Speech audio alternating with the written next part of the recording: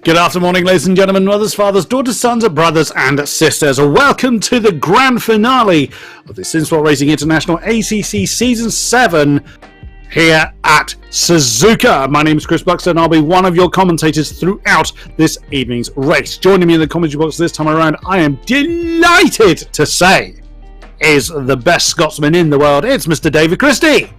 You sound pretty delighted, Chris. Thank you very much. That was a rousing introduction there, and we've been spoiled by real life antics over in Brazil. But really, I mean, in all terms and honesty, it's just been leading up to this tonight. It served as a nice little appetizer as we head to Suzuka. Could not have put that better myself. Well, let's have a look at the championship standings before we head on into tonight's festivities. Mr. Stapleford cannot be caught. It's not really surprising. He's won everything there is to win so far, but tonight may well be the difference. But still plenty of fighting behind him. Johnny Seville, Rasmus Christensen, Regan Mitchell. Lots of fighting. As you can see, really, really close fighting throughout the field. Now, a number of these names will be familiar to Mr. Christie in particular, because a number of these drivers actually took part in the Race of Remembrance earlier today at Silverstone. So that is going to be interesting to see if any of them, hopefully they've all managed to get some rest for tonight's festivities. Pol still could be caught by Zancho, but Pol still holding a narrow lead from the top running McLaren finishers, at least. Then Simsport Racing Apex, along with Simsport Racing Golf, having an argument for third. Look at that, Simsport Racing and then Simada level on points for fifth, and the remainder of the points as you can see them. Right then, David, Suzuka, what are your thoughts? It's a track actually I quite like. I'm absolutely terrible at it in real life. I always botch up Casio Triangle and the Spoon Curve, but it's a really enjoyable track to watch and to enjoy racing at. So I think we're in for an absolute banger tonight, especially when we hear from the antics of a certain Mr. Robbie Stapleford. Yes, indeed. Before we have a chat about him, let's have a look at the track guide for Suzuka. Now, anyone that is a fan of any kind of racing knows this circuit. Pretty much anything with an engine comes here, and we've seen championships decided, championships lost of all flavours here at the Japanese Classic. Sector 1 enters very quick, but is very, very much disrupted by the snake and the Dunlop curve. Sector 2, a little bit quicker, but so easy to make a mistake through the Degnes, through Spoon, and then leading on to the fast, very short sector through that all-important Casio Triangle, as David mentioned. Right, let's chat about Mr. Stapleford then. Not only has his pace been absolutely godlike all season long, but there he is, look. Now, we joked last time out at Donington 2 weeks ago that he was going to do a last to first, and you know what? He's backing that up. I mean, he looks about 12, which makes me feel very old. But if anyone can do it, he certainly can. But he's actually backing it up. I genuinely didn't expect him to. Oh, right. Well, where do we begin on Mr. Stapleford? Right. So, a very big wave back to him. Look, as you said, I caught a chance to commentate on him earlier on today for the Race of Remembrance, where quite honestly he just absolutely dominated the entire race. A second and a half per lap to 2 seconds faster than almost every other driver on the track. And we're not talking about like a field of me's out there. We're talking about like everybody else. Maybe 8 of the other cars that were on here today or tonight were out there this afternoon. So yeah, look, I wouldn't bet against him there. But it's so frustrating as well, because you know, what do you do? I mean, if you're any of these other guys and he does this and he actually wins the race tonight, what else can you throw at him? Well, yeah, absolutely. How do you get through that? And I don't have an answer at all. I wouldn't want to be in that position. As we look at currently second position, Dean Riley in the Simsport McLaren number 2. Currently the lead McLaren on the field. Ooh, a little bit squiggly coming out of the second deck there. Current pole spot held by Johnny Seville. There's Adam Vasiljevic in the gloriously coloured Ferrari for Simada Racing in a very hotly contested battle for 5th position, as we were looking at in the championship standings leading up to now. Coming through, and again just flirting with the AstroTurf on the exit of Spoon, heading down the backstretch towards 130R with the Hot Wheels flavoured Bentley ahead of him. He's got a 2/10 improvement on this lap. That he's going to see him up at least one if he can hold it through Garcia Triangle. What can he do? 4.5 minutes left of qualifying, so plenty of time. Well done to the Bentley getting out of the way. That is Mark Neuterlings. The 666 Bentley over the line for Adam Asanovic. The line's a long way further down than you expect. Does he improve? Oh, yeah, he does. Up to third. Great effort there.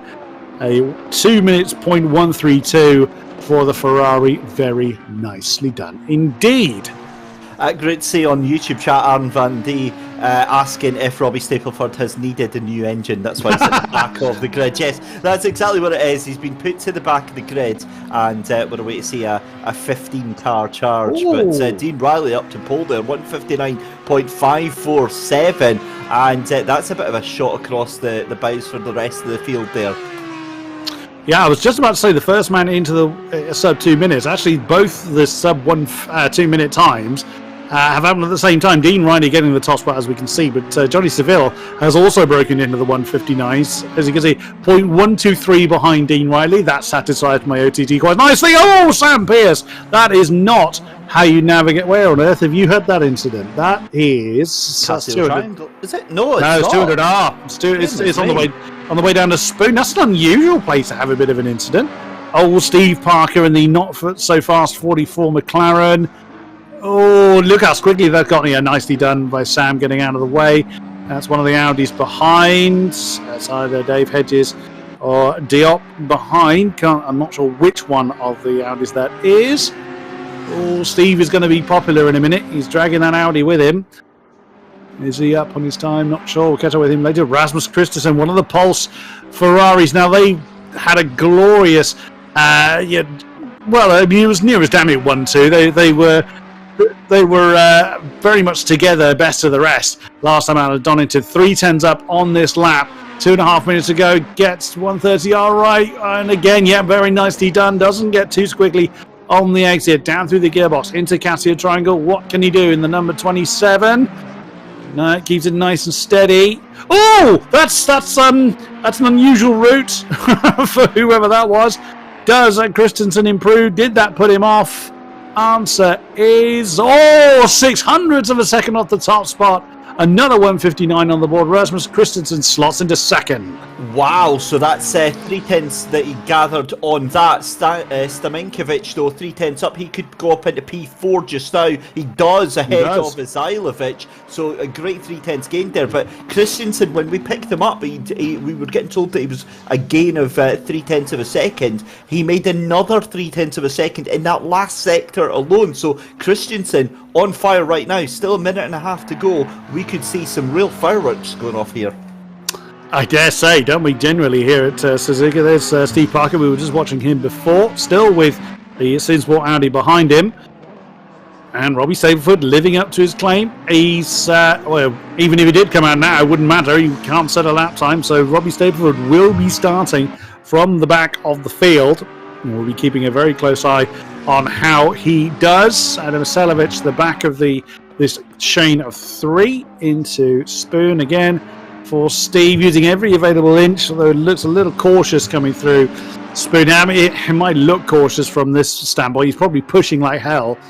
And I, like you, David, Suzuka's a brilliant track, but it's not been kind to me in sim racing terms. If I can fly off the road at any given point, I'll fly off the road on a straight in this circuit. It is a difficult circuit to navigate. It is competitively. I mean, it's great fun still to take part, but I guess that's why me and you are behind the microphones here in the virtual commentary booth. As the 88 comes into problems there, that's Hedges in the Audi and ends up pulling it into pit lane. Steve Parker is going to come across line currently, 4.9 seconds in. Surely anything he does is going to be an improvement. It is not enough to get an improvement up in time though, in position, 1.2 seconds. So I think any driver would be happy to take 1.2 seconds out of their time. Abdoulaye Diop currently on position. Maybe he could actually take out Hedges in that 88 Audi there to take P9 and jump into the top 10. Could well do. 2 tenths up leading into this point.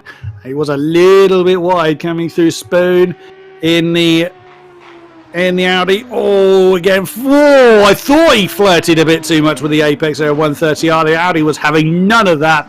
And that lap is done. He will do no better than 11th. There is John Seville, who was pole when we came into the broadcast. 2 tenths up, but is really deep coming through 130R. Has that binned it? We will see. Yes. He has, yeah. That was, again, 130R catching people out. You've got to push hard, but it's so easy to overdo it. And Johnny Seville was on a potential pole time, but was denied with that final mistake at the end. So it was Dean Riley and Rasmus Christensen that take on the front row. Very nice. Of course, Robbie Stapleford very sportingly giving everyone else a chance. But like you said earlier, David, his pace is just seemingly unstoppable. It's still highly likely we'll see him towards the front. 100%. The great thing is that obviously in certain circumstances something like this, Chris, could be seen as massively disrespectful to the rest of the field, but it's the end of the season, it's the last race, there's nothing to gain from it championship wise, and it's for him it's just a laugh. So thankfully the majority of the field will be taking it on the chin as a bit of fun, but yeah, a little bit of bant, and I don't think they'll be making it easy for him. Oh, no, certainly not. They're going to capitalise on being ahead of the Stapleford. Absolutely. Yeah, if he was doing this towards the beginning of the season before any of the championships were sewn up, then, yeah, that would be a bit bad manners. But, yeah, it's taken as a community. It's one of these gestures that's like, yeah, I'm here to have a bit of fun. Let's see what happens. I mean, I'd be a bit surprised if anybody took umbrage to that, but you know, we'll see how we get to this. As a really average to poor sim racer, I take umbrage at it. It's honestly the pace that he had today. It's almost offensive. The fact that he's just so fast, it makes me feel so inferior. But there we go, cars lining up on the grid, Chris, and we are getting ready to go green here. We are indeed. So there we are. Dean Riley, Rasmus Christensen on the front row. John Seville and Milos Stamekovic take on row 2. Adam Isilovic and Pinky Pinchbeck on row 3. A great qualifying for Chris there in the Aston Martin. Pierce and De Tollenaire take on row 4. Dave Hedges and Steve Wilkes on row 5 as we get the lovely grid walk camera there. Thank you very much, Mr. Proudly, once again in charge of the camera work. Then it is a Passport in the Jaguar with Martin Eutelings in the Hot Wheels Bentley. Then Parker and Pierce, and with the mighty Stapleford at the tail end of the field.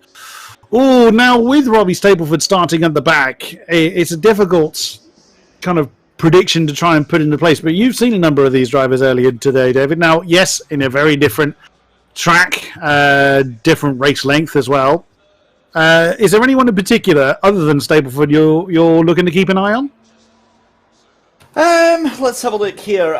Yes, I think Dean Riley, it'd be very, very silly to look past him. Mark Neutelings has got a lot of pace. Adam Isilovic as well. There are a lot of team drivers out there who are definitely capable of taking this race by the scruff of the neck. However, it all depends on the first 5 minutes. If we get one heck of a start and there's cars going off left, right and centre into first corner and into Snake, I don't be surprised to see Hedges up at the top of the order. Fair play. Yeah, Riley and Christensen, you can't have a discount. And Johnny Seville was second home last time. Led the Pulse Simsport pair home. Regan Mitchell was doing rather well, but Regan's not here, is he? No. Last time out, Dean Riley finished 5th in Donington a couple of weeks back, so he will enjoy starting the McLaren on the front spot. Of course, we are accustomed to seeing a McLaren starting in first, just not that one, with, of course, Stapleford at the back of the field. 2 more minutes before we get the rolling lap underway, and then one pace lap, and then 1.5 hours of flat-out action with the pit stop in the middle, or one mandatory pit stop, I should say. If anybody's had a bit of a bad day, then they may well have another one. So we'll see if Mr. Stapleford earns himself a penalty. I still haven't let him let that down. He still won, disgustingly, but he had a drive-through penalty at, where was it, Steve? It was France, wasn't it? Can't remember. But it was Paul Ricard. Yeah, I thought it was. Drive-through penalty, served it, and still won by 20-odd seconds. Absolutely unreal. Yeah, it's a crazy, crazy pace. Let's just very quickly then, while we've got a minute and a half to go, Chris, Robbie, do we think he can do it from the back of this grid? Oh, he can, but it all hinges on that first lap, exactly as you say. If he's caught up in an incident and has to pit, not even Robbie Stapleford is going to recover from that.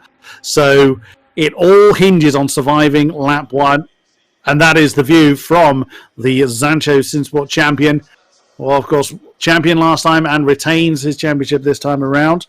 But Zancho not at the moment at the top of the team's championship. Pulse still lead that one. So Christensen and Seville still have fighting to do. Although the second of the Zanchos, Stamenkovic, if I can get it right, is right up there in fourth, so he will be looking to do well. It's good to see the Bentley back. We haven't seen Martin Oysterlings for a few races. That's always such a fetching livery on that. Now, you've seen cars coming off the jacks. That's because they're making setup changes they're allowed to do, and then they're readying up, which just drops the cars off the jacks. So in case you're wondering why the cars are bouncing around like that, it's not they're not listening to heavy metal music. That is actually setup changes they're making. With the last 15 seconds, here we go. We all looking forward to this. It's a broken record statement because I said it in pretty much every commentary I do. But yeah, it's Suzuka. It's a finale. Of course it's going to be good. I don't know how long you've been into Assetto Corsa Competizione, Chris, but if you remember, I think it was like about a year and a half ago, there was a bug with the sim where occasionally cars wouldn't drop down onto the jacks correctly, and you'd very occasionally on races start seeing cars flying through the lineup pit. Oh dear! I thoroughly enjoyed those days, and I look at it now, and it's such a polished thing from when it was back then, and yeah, it's given us a great platform in which we can enjoy races like this. The reason I'm bringing that up, well, no, it's a side note anyway. RMVD asking on YouTube, what happened with the grid? Normally 30 plus cars, now 16 cars. League racing, unfortunately, no matter what platform you're on, whether it's iRacing, Assetto Corsa Competizione, Assetto Corsa, drivers will drop out during the course of the league, and any driver that does take part in all of the races, of course, does get, I think it's 30 points added to them. We've got a list that we'll go through shortly, but as with any league race, Chris, unfortunately you get drivers that think, well, I've not realistically got any chance of doing well in this, so I'm going to go and focus elsewhere. Sadly so. It is part of the territory. It's a shame when it happens, but that is fairly normal. Come on, Pinky Pinchbeck. That's Jean Pinchbeck, Chris's mother. That's glad to see you back in the chat, Miss Pinchbeck. Cheering on her son. Take that podium, Sebastian. Make Milka Boy happy. That's a reference to. That's a reference to last week, where we saw Sebastian de Tollenaire in the... no, we didn't. Who was running the Milka-coloured car? It wasn't Sebastian. He was in chat. Oh, Steve, help me out here. Who was in the Milka-coloured car? You can't remember either. Degala, thank you. That's who it is in chat that's mentioned it. I remember the Martin. I couldn't remember the second part. Sorry, Martin. My grey cells are failing me. But yes, Martin Degala in the Milka-coloured car, or Milka Boy, is Sebastian. It was that nicknamed him that. Anyway, back to today's race. Let's get back on track. That's the view from Robbie Stapleford. It's very... well, that's why it's very dusk. It's 6:20 in the evening, so the sun is setting. Track temperatures will be lower than expected. Well, it was absolutely chucking it down in Donington. Of course it was. Britain. But we'll see who has practiced the right conditions. Some people may not have done, so may be caught out by the lower track temperatures. These Pulse guys, a little bit of a gap between themselves and the rest. Steen Riney taking his time, leading the field through. They'll be reforming the 2x2 line very shortly. What is Milos Stavenkovic doing? You can't fall too far back, sir. I think it looks like they're reforming the 2x2, but that's not quite right because there's no one next to Dean Riley. So they'll reform it shortly. I think they need to be reforming it. Whoops, as Johnny Seville nearly slams into the back of his teammate.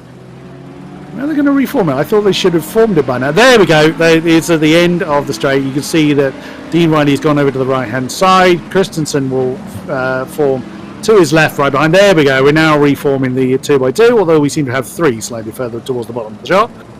Oh, there's the golf-coloured Aston. Oops. Yes, I forget that they ghost during the during this. I actually forgot that. I thought we were going to have an incident there. I forgot about that particular bit. This isn't Petit Le Mans. This is what you've got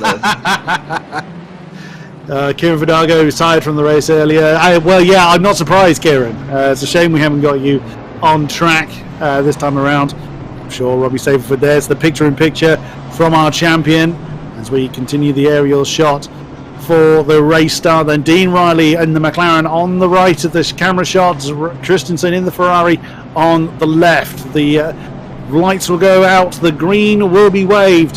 Who is going to come out on top? Lots of support for Adam Vasiljevic starting in 5th in the Simsport Racing yellow and blue Ferrari. It should be any minute. I'm surprised. There we go. I was just thinking that's taking a long time, and actually Christensen looked like he's got a brilliant jump on Dean Riley, screaming down towards turn 1, and the Ferrari does indeed sweep into the lead. Now I wonder whether he did that a little bit early, because I thought he was actually slightly ahead of the McLaren before the lights went out. We'll see if that constitutes a penalty. I'm fairly sure ACC is pretty hot on that, so he may well have gotten away with it. So let's see how we get on. Christensen 1, Riley 2. Did Johnny Seville hang on to 3rd? Yes, he did in the 2nd of the pulse. Simsport Ferrari, Stamenkovic 4, Isanovic 5. There is Dean Riley, the now 2nd place McLaren. Of course, the tower won't update until we get over the line. Let's see how we're getting on. Now the tower's starting to update. Not over the line of the end of Sector 1. Stapleford up to 13th. Well, that's not really a surprise. He'll find the tail end of the field fairly easy to pick off. He's used to lapping them. Of course, they can actually defend. There's nothing to say they can't defend. It's just they may opt to not do so, as Johnny Seville putting a pressure on Dean Riley for 2nd position for Pulse Simsport. Can't quite get it done on the exit of the hairpin. Putting the pressure on through 200, heading down towards Spoon. No, the McLaren is going to hold on to that one, but look how close that Johnny Seville is. He's close enough to know what colour underpants Dean Riley is wearing. Oh, wow! Can he force his way through on the inside line on the exit of Spoon? That is confidence. Well played. If he can pull it off, he's going to have the inside line for Spoon, but of course the 130, beg your pardon, but they're both going to be compromised coming through this turn. Oh wow, Dean Riley touches the grass before he gets through the corner, goes very wide, not surprised as there's a Ferrari in the way, but retains 2nd position. Wow, Johnny Seville means business. He really does, and Dean Riley absolutely struggling with his setup. I don't know if it's tyre pressures or camber or whatever, but since that start of the race, he has been on the back foot, and he's going to have to watch out, because not only does he have Seville on his tail as Seville ducks to the outside, Riley takes defensive manoeuvres, but also have a look at Stamenkovic. He's now coming into this little battle as well. Dean Riley, I don't know what it is right now. It's not working for him, and I don't know if he's going to be able to regain that speed. We will see. An hour and a half ahead of us, so they're treating it like a sprint race at the moment. There's very much nothing to... Well, I was about to say there's very much nothing to lose, but Pulse Simsport could well lose the lead of the team battle if they come to grief, so they can't be too gung-ho with how they race, but even still, Dean Riley holding on to that 2nd spot from Johnny Seville. Like I say, David, Stamenkovic ready to roll. There's a Robbie Stapleford. He doesn't need to push on, doesn't need to take any unnecessary risks. He's now right behind Dave Hedges in the other Simsport Audi. There is Wilkes right behind in the 2nd of the Simsport Ferraris up towards hairpin. He doesn't need to do any banzai manoeuvres. This is just for fun. He's got nothing left to prove.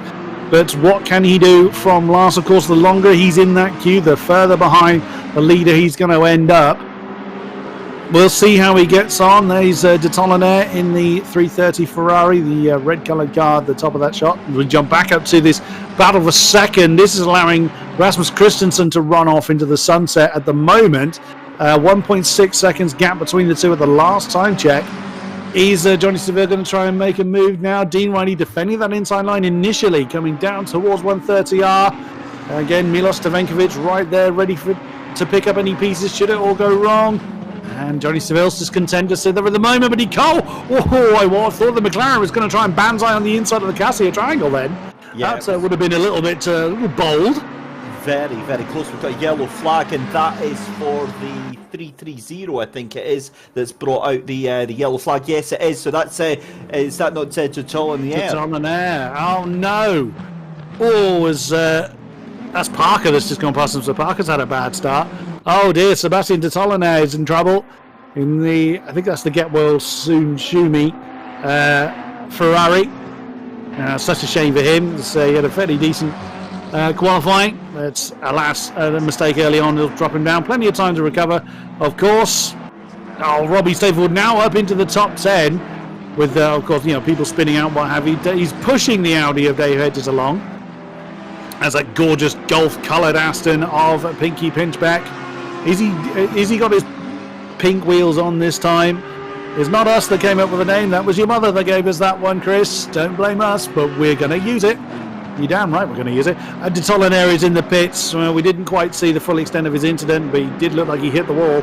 So a shame for him. Hopefully he's able to get back going again. Oh no, right up ahead. That was Zasanovic that's gone round now facing the wrong way, and Pinchbeck he's pulled over. He's going to let the Ferrari back ahead of him. Oh, what a shame for Pinky Pinchbeck for a really good qualifying. Seems to have come to nothing. He's letting Isalovic go back ahead of him. He's obviously felt that was his fault. Oh, that's a shame for Pinchbeck. I do seem to be a bit of a bad luck charm for Pinchbeck, because every time I've seen him, he's started well and gone worse. Every time you've mentioned him, he's gone backwards. Goodness me, that's quite the charm on that one. But Robbie Stapleford, this almost makes it worse, doesn't it? The fact that he's so casual about it. It's like he's literally got to invent challenges for himself. Right, let's have a look. Oh, and that was wide there from the car in front there. This is a replay then from Dodde then, and we can see there. Oh, he's just lost it on his own in the curbs. That's a very, very unusual accident there, Chris. Yeah, backwards into the wall, especially on the inner wall. That is an unusual one. Dean Riley, fastest lap in second position in the McLaren, and there is Stapleford, has finally relieved Dave Hedges of that sixth position. Not even 10 minutes gone, and he's dispatched of over half the field. Now Dodde, as you can see on the tower, here's the mark next to his name is now green to signify he has served his mandatory pit stop. There's no pit window as such. You can serve the pit stop whenever you like, but people do tend to break the race up in half, all thereabouts, as we look at the sole Jaguar in the race of Stijn Pascal, who is on the back of Diop in the Audi, the number 25 Audi, with Mark Neutelings in the Hot Wheels Bentley. Now that Jaguar has been an absolute handful for Passport all season long, but he has stuck with it. He hasn't ditched the Jaguar. I'll give him credit for that, but that thing looks like an absolute pig to try and handle. I'm so confused with that livery as well, a Denso livery on a Jaguar. On a Jaguar, right, yeah. But, I mean, fair play to him. That, I think, genuinely, in competitive sim racing... Oh, that's car off! That's the Audi of Hedges! Isn't it? No. Good spot. Oh, goodness me. Dave Hedges is going to be quite furious at that Audi. I'll be honest, I keep going on about that, right? I hate the Audi for that, because it'll be your best friend. It's really fast, really, really comfortable to drive, and then for no reason whatsoever, it'll just slam you into a wall with absolutely no warning. It's an absolutely schizophrenic little car, and I detest it so much. There you go. You heard it here first. The Audi does not have the Christie vote. So it's a little bit bipolar, the Audi, it would seem. There is Nathan Pierce up into fifth position then. Good effort for him in the Lexus. I think it's a Soul Lexus. Yeah, Soul Lexus in the field. Robbie Stapleford, unsurprisingly, is looking to close in on Nathan. There is it's actually both the Sancho cars in the same shop, which is a little bit unusual, because usually by now Stapleford has run off and never to be seen again. And Stamankovic has struggled a bit more in that McLaren. And then his championship-winning teammate, there is Dean Riley, who had the fastest lap until recently. I'm assuming I haven't seen a notification to say it's changed, so I'm assuming he still has it. He's reading in Rasmus Christensen. Now you can see the comparison there. The green is the where the gains are happening. So Christensen's lead is beginning to disappear a bit. Yeah, that's a good spot there, Chris, because that gap was up to around about 1.8 seconds 2 laps ago, and it's coming down drastically. I wonder actually if Christensen has come into either traffic at this early stage in the race, or if it's just a case of he's made a little bit of a mistake into to one of the corners. But yeah, that's definitely something to keep our eye on. And again, depressingly, Robbie Stapleford down in the 6th position. Yep. And the more these top 3 are going to fight, the more you can expect the mighty Robbie to be closer towards that top pack. On board with the Bentley are Martin Neuterlins chasing the fraudly livery Denso Jaguar. I always thought it had a moustache. Where if we get a front shot of the Jaguar, you'll see what I mean. It has like that little kind of Frenchman's moustache, as they call it. You'll see what I mean when you catch it. There you go. I mean, fair play to him. That is, like you say, that what was a way to say before I saw Dave Hedges off into the wall. That's the first time I've seen a Jaguar in competitive outing for about 8 months. I am not going there. I mean, in the Celtic the competition, obviously. But in all seriousness, it's like Lexus. It's a car that nobody chooses anymore. Or the BM. Well, the BMW's now starting to come back in with some custom BOP, but the Jag has just disappeared. A great shame. And the Bentley is equally as unloved, certainly in this series. As we look at Mr. Pinchbeck on a bit of a recovery drive. I have loved that livery all season long. The Sancho one I like, and I particularly love that Golf livery. I didn't see. Is he wearing his pink wheels? Answer: no. You disappoint me, Chris. But either way, he's caught the back of the Hot Wheels Bentley, the 666 of Martin Neuterlins, right in the way of Chris Pinchbeck, who caught the Bentley quite quickly there. So bearing in mind he has just tangled with Adam Salovic, who is some 4 seconds at least behind him now. So whether there's been a communication between Pinchbeck and Salovic, I don't know, of course. But either way, he's left him very much for dead. He's now right on the case of the Bentley, almost pushing him through Dunlop, down towards the Degners. Neuterlins is defending against the Gulf-flavoured Aston. Through Degner 2. Oh, that's wide for the Bentley, and that surely is going to be an easy move for Chris Pinchbeck. He's going to go to the outside lane. Yeah, Mark doesn't really defend that one, but Chris gives the racing room nonetheless. Should have a decent drive on the exit of Hairpin. Oh, actually, the Bentley's giving him a good go, but he's going to have a long outside line through 200R. Yep, and there we go. That is Chris Pinchbeck up into 10th position. Chris has really improved, certainly towards the tail end of this season. His pace has just gotten steadily better and better and better as we look at Dean Riley really putting the pressure now on Christensen, built a bit of a lead over Johnny Seville, which he himself is no mean feat. Johnny Seville is another blindingly quick driver. Mr. Seville was with you earlier for the race of remembrance, if I recall.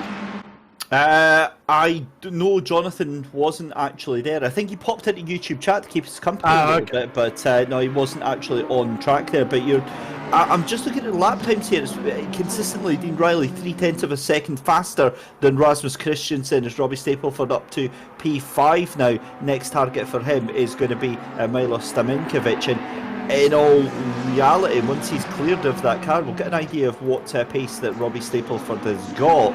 I still think that Robbie might be the fastest man on track. In fact, no, he's not. It's Dean Riley, 2 minute points 228 about 8 minutes ago. Yeah, Dean Riley still has the fastest lap as darkness is descending, as you can quite clearly see, heading into the evening hours. Oh, that's Riley! He's gone! He's hit the wall! Oh my goodness, now that's how easy it is to make a mistake down there. I've done something similar, where you just catch that first apex a little bit too hard and the tail just looks at you and says not a chance. As we jump back to Pinchbeck, still hassling Passport in the Jaguar, and they're catching the backs of Steve Wilkes in the number 5 Ferrari. So a three-way battle forming here for 8th position. There's the Bentley that we saw Chris pass earlier on. Is he going to... He's a bit No, he's not settled enough to try and make the move into the hairpin. The Jaguar defending quite nicely, but as Chris nearly gets the drive out, nearly gets a really good drive out of the hairpin. Now, I've not driven ACC, David. You're more familiar with the differences in the cars than I am. Does any one particular mark? Whoa, as we see Wilkes go very wide at Spoon. Does any one type of car have a particular advantage over another? Or we've got a Ferrari 1 and 2 at the moment, but then an army of McLarens behind. It depends, Chris, on the championship that's run, because obviously some of the championships run what's called different balance of performance, different BOP. And here I believe we're just sticking to the standard one. So if we're talking about standard, usually at fast tracks like this, the Ferraris and the McLarens do very, very well. The problem with that is that there's no simple answer to your question. There's no real, one mark that stands out, because again, it depends on the drivers. I mean, look at the fact that Ferrari has obviously been chosen because they think it's going to be a great car. You've got 2 taking the lead of the race, but look at the other 4. They're away further down outside of the top. You've got 3 of them outside the top 10. So I always think, the Aston is quite a solid car to go for. The new Aston is quite safe and quite reliable. The Ferrari and the Merc probably going to be the best choices around here. But then I'm personally a bit of a Merc guy as well, but that doesn't do very, very well here at Suzuka. In other sims, I've gone Merc as well, if I'm honest. I've always enjoyed the roar, that deep-throated roar you always get from the Mercs. As we see again, Pinchback trying to get on the inside line this time. And Passpond is not wanting to go too wide into Degner. He's let Pinchback go. Well, that was a bold move from the Aston. Very nicely done indeed. And that puts Pinchback into 9th position. Now, of course, we have seen Dean Riley have that incident earlier. Saw him bounce off the wall. And that's dropped him 2.5 seconds behind the Pulse Simsport Ferraris. Looking to make a 1-2 here. The 3 McLarens up front are spread out a little bit. There are the Pulse boys. We saw them like this at Donington for a while. I've actually seen them like this several times throughout the season, particularly at Paul Ricard. They were absolutely glued to one another, I recall. But it's Christensen that leads Seville this time. They're looking to obviously solidify the team's championship. The drivers has gone the way of Stapleford, as previously mentioned, but the Pulse boys looking to stamp their authority as far as team championship is concerned. There you see in the shot Riley, Stamenkovic and Stapleford. I can't say Stamenkovic properly at all. I'll try that one again later. And there you go. So you've seen Seville reel in Rasmus Christensen, but will they stay like this? Or I suspect if Seville feels like he's being held up, they'll swap round.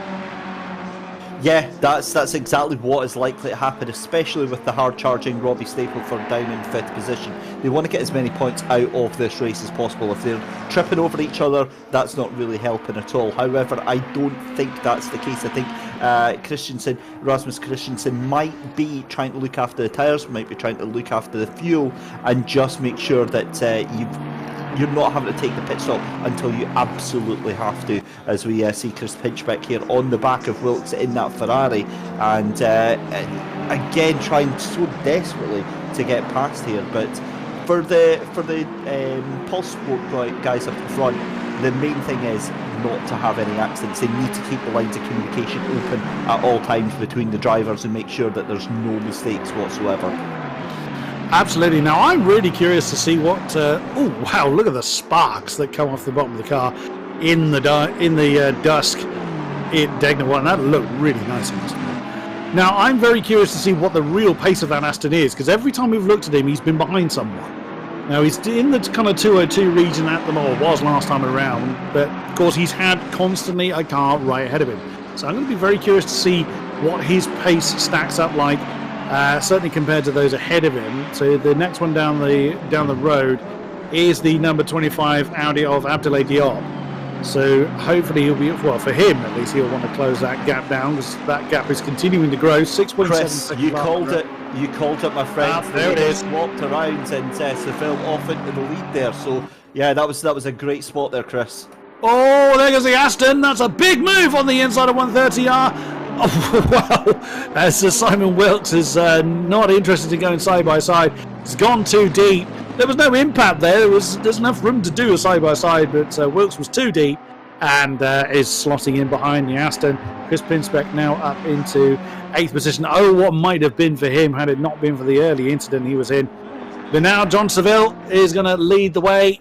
Regularly, he's been denied the win by the Stapleford, as mentioned. There's Mark Neuterlings on the back of the Jaguar, so two solo represented cars, the Jag and the Bentley. The other one is the Lexus of Nathan Pearce up in 6th.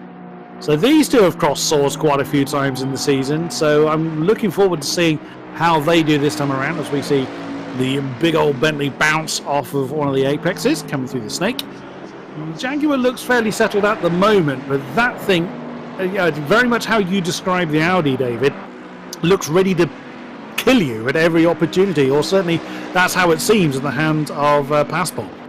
Yeah, weirdly with Passport, I mean, the Jaguar, maybe that's why it's not chosen by a lot of the teams and by a lot of the drivers. I mean, we're looking at Mark Neutlings here in the Bentley. The Bentley, like the Aston, incredibly stable cab. And this is what I always find amazing. It was something that I only realised the other week. We are, in the community, we lovingly refer to this as the Boatley. It's the big yacht of a car. However, when you're driving it, it feels like a yacht. That's why we call it that, because it just feels like it's this big lump lunging from one side to another. And yet it's actually the lightest car on the grid. Oh, the irony. But it is a big lump, though. That is absolutely true. It is a big beast. But that's always the running gag, as it is of similar weight to the rest. He could have dealt with a little bit more weight on the tail as the Bentley got slightly out of shape there. There's Milos Stavenkovic. Now he's having a go at Dean Riley. So that is a fight for 3rd position. And also there is Stapleford. Staplefor's not gaining as quickly as I thought he would. Saying that, he was actually the fastest man on the track last lap around. So he's wiggling his right foot a bit more when he needs to, but he's just biding his time. A long way to go yet. He's letting Stamenkovic have a go at Dean Riley. Of course, that's going to drop them further back from the Pulse cars. Their lap times last time around, 2:01.0 for Seville, 2:01.6 for Christensen. So despite Rasmus starting well, it does look like Rasmus Christensen is falling a little bit off the back of the pace, at least, of Seville. Well, saying that, the last time check, as you can see in the tower, that's come down very slightly as that big old Bentley is hustling the Jaguars. The battle of the Brits here. That is for 10th position. And doing a brilliant job as it is. Passport really holding on well, and a bit of a mobile chicane right now for Mark Neutlings. Realistically, this final race of the season, you don't really need to push too hard. You don't need to take chances. Just if they come up, awesome, take them. But if not, just have at it, have fun, enjoy yourself. Quite right. And right behind them is Adam Aselovic. We've seen that Ferrari have issues as well. Well, they're in that shot of both the Samada Ferraris. Simon Wilkes, the lead one of the two, just going through Spoon. With his teammate not far behind there is Adam Aselovic. He's been gaining fairly rapidly on the two British cars ahead of him. Last time around, wow, he gained about 1.5 seconds on Mark Neuterling's last lap around. So looking to try and dispatch of the Bentley and the Jaguar is Adam Aselovic. The rest of the field are fairly stable at the moment, other than here, which is Milos Stamenkovic trying to relieve Dean Riley, a battle of the McLarens. It is Zancho against Simsport for 3rd position. They are 3.4 seconds adrift now of Rasmus Christensen. A bit of a half look there from Stamenkovic. He was going to try and commit there. That was disaster waiting to happen. And Seville quickest last time around by a huge 600th of a second. And a brilliant effort here, although Robbie Stapleford now just 1 second off of, as you said, Stamenkovic. That now puts Robbie Stapleford, believe it or not, around about 6 seconds off of the lead behind Jonathan Seville. It's quite the effort from Robbie to pull his way through. Again, there are 16 cars on this track, and we don't want to give undue attention to any one driver, but you have to put it in context. I mean, to get 11 positions and still be well in contention for taking this lead, I'm honestly beyond words now. Yep, I'm fully with you there, David. As I wouldn't be surprised if we see a repeat of what the Poles boys do. Milos Tomenkovic is probably going to jump out of the way of Stapleford, unless Robbie is giving him specific instructions. Don't do it. Try and hold me back. I doubt it. I'm sure the Zancho boys are going to play the team game and swap round. But, I mean, for them to try and overhaul the Pulse guys, it would need Pulse to basically collide and the Zancho pair to take the 1-2. I was just about to suggest this very shot, Mr. Proudly. Thank you kindly. Look at that. That is disgusting. Just laid back, relaxed, nothing. But he's out for a Sunday drive. That is, oh my goodness me. No, shouldn't be allowed. It is quite annoying, actually. No word of a lie. Do you know what though? It's awesome to see as well. Especially, like, I keep going on about, right, that I don't consider myself as a very fast sim racer, but drivers like Robbie Stapleford are fantastic because they show what's capable with the car. They show you, they say, right, well, I'm going to do this, and you think, well, hang on, if I'm 3 seconds back, I can do X, Y, Z. This is what's possible. So, yeah, look, amazing effort here. But how much are they harassing that Ferrari up in front, and the McLaren up in front? I'm wondering. Yeah, Dean Riley off the grass there. Here's a thought for you. If that was the case of team orders, right, Milos Stomenkovic would have moved all right now. I'm wondering if there's a little bit of aggro between these two. I don't know if there's beef between them, but I just wonder whether it's a case of, well, I really hope that was... okay. Well, that looked really late to me. I wonder, that was either a late call or Robbie was just like, I'm fed up with being behind here, right, I'm going to have a go. Did that... I'm not convinced that was entirely orchestrated. Well, no, it looks like it's Stomenkovic just having a go again. Not quite into this inside the spoon. I reckon they're actually racing. I don't think Milos intended to let Robbie go then. He may have been a bit deep coming into the hairpin. That looked really, really late from Stapleford. But yeah, that one mistake from Dean Riley. Having a mistake there in Dunlop costs you so much time because you've got to bleed off so much pace to stop yourself bouncing around like mad. As we look at Mark Neuterlings, he's lost. I was going to say he's lost Passpon, hasn't he? But Salovic has gone off with him, I think, because they were right with Passpon. So there's been an issue between. Yeah, there's the Jaguar. They were all three together last we saw them. So there's been an issue with the Ferrari and the Bentley, it would seem. I don't know if we can get a replay. Just thinking back to the incident between Robbie and Mikhail Stomenkovic. It's one of those Valtteri, it's James moments, isn't it? It could well be. It could well be. And there is Stomenkovic still in the tyre tracks of Robbie Stapleford, now up into third position.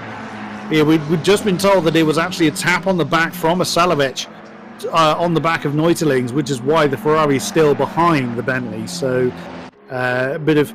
Oh no, that's Diop. That's Abdoulaye Diop that's in trouble. That looks like some kind of technical fault as he's just driven off the road.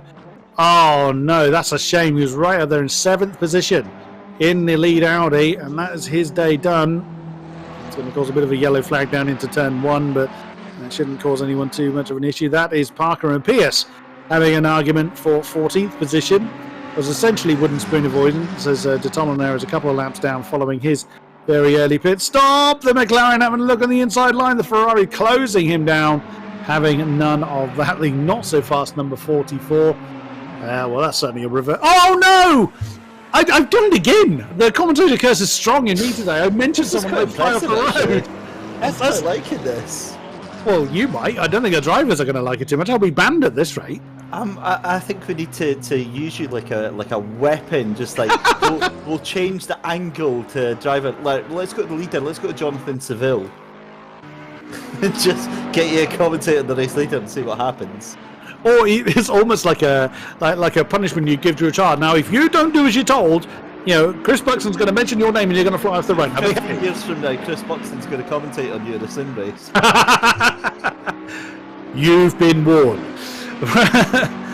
We look at Adam Vasiljevic on the back of Mark Neutelings again for 10th position. So these two came together a little bit earlier on, so that's dropped them. And here it is, the incident. So that's coming into Degner 2. Yeah, all looks fine there. Bentley gets a bit squiggly, so that's going to cost him the position, the pace rather. But that Ferrari's been quick. Oh, don't tell me he's had a big dive here. No, he's gone with the outside line. What's he done? Oh, there you go. So little, bit keen on the gas. That's sadly sent the Bentley into the barrier on the inside line of the hairpin. Oh, Neuteling's a bit deep there, trying to work his way through the Katia triangle. Surely this is a chance for Adam Vasiljevic to fling that one on the inside line, heading down to the first turn. The Bentley's defending it. Well, of course, he's perfectly entitled to it. It's 4th position. Is Vasiljevic going to sail around the outside? Oh, how close was that to the dust? It was enough to put him off a little bit. Can't cut back underneath coming into the snake, but that was pixels away from disaster for Adam Vasiljevic. Awesome to see, though. This is a race and a half with an hour left to go, as Vasiljevic is so desperate to get past this Bentley right now of Mark Neutelings.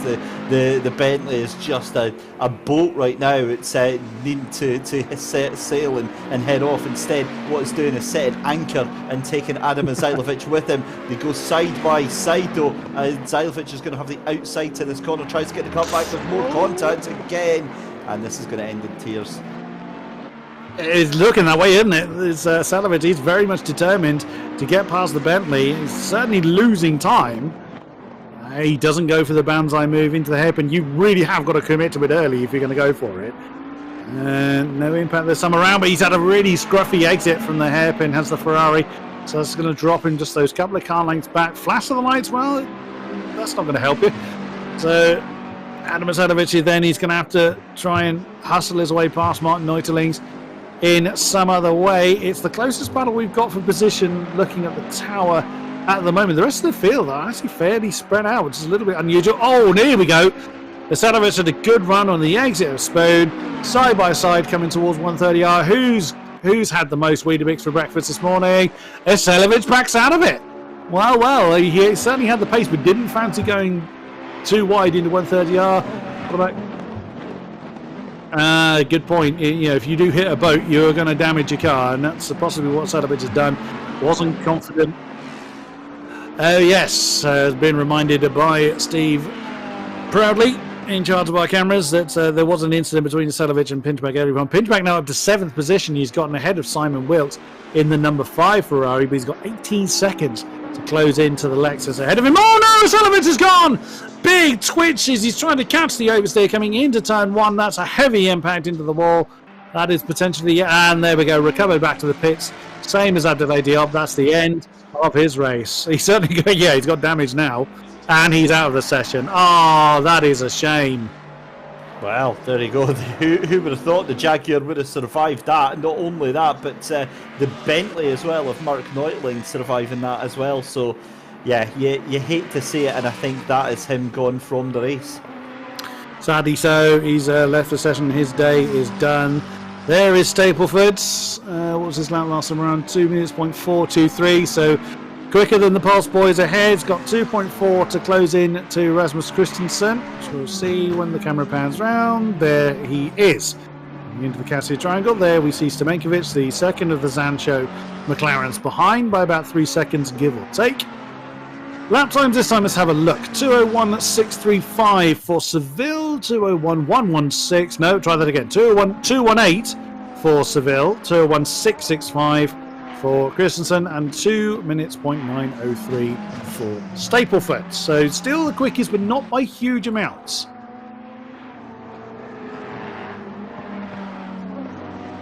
Continuing on their merry way.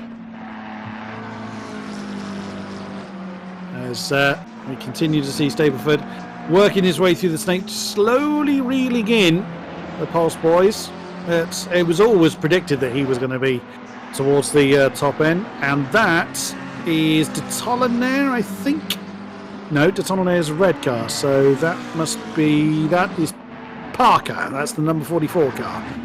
Oh, Stapleford, you were flirting with the dust there. Struth, that was very, very deep. just about managed to keep it on the road, but that was very close. So that proves that even the greats make mistakes. So he comes out of the hairpin. That is going to cost him a few tenths, but not a huge amount. He did manage to catch it, but that was so close to disaster coming through the Degners. Johnny Seville now with a 2.8 second lead over his teammate.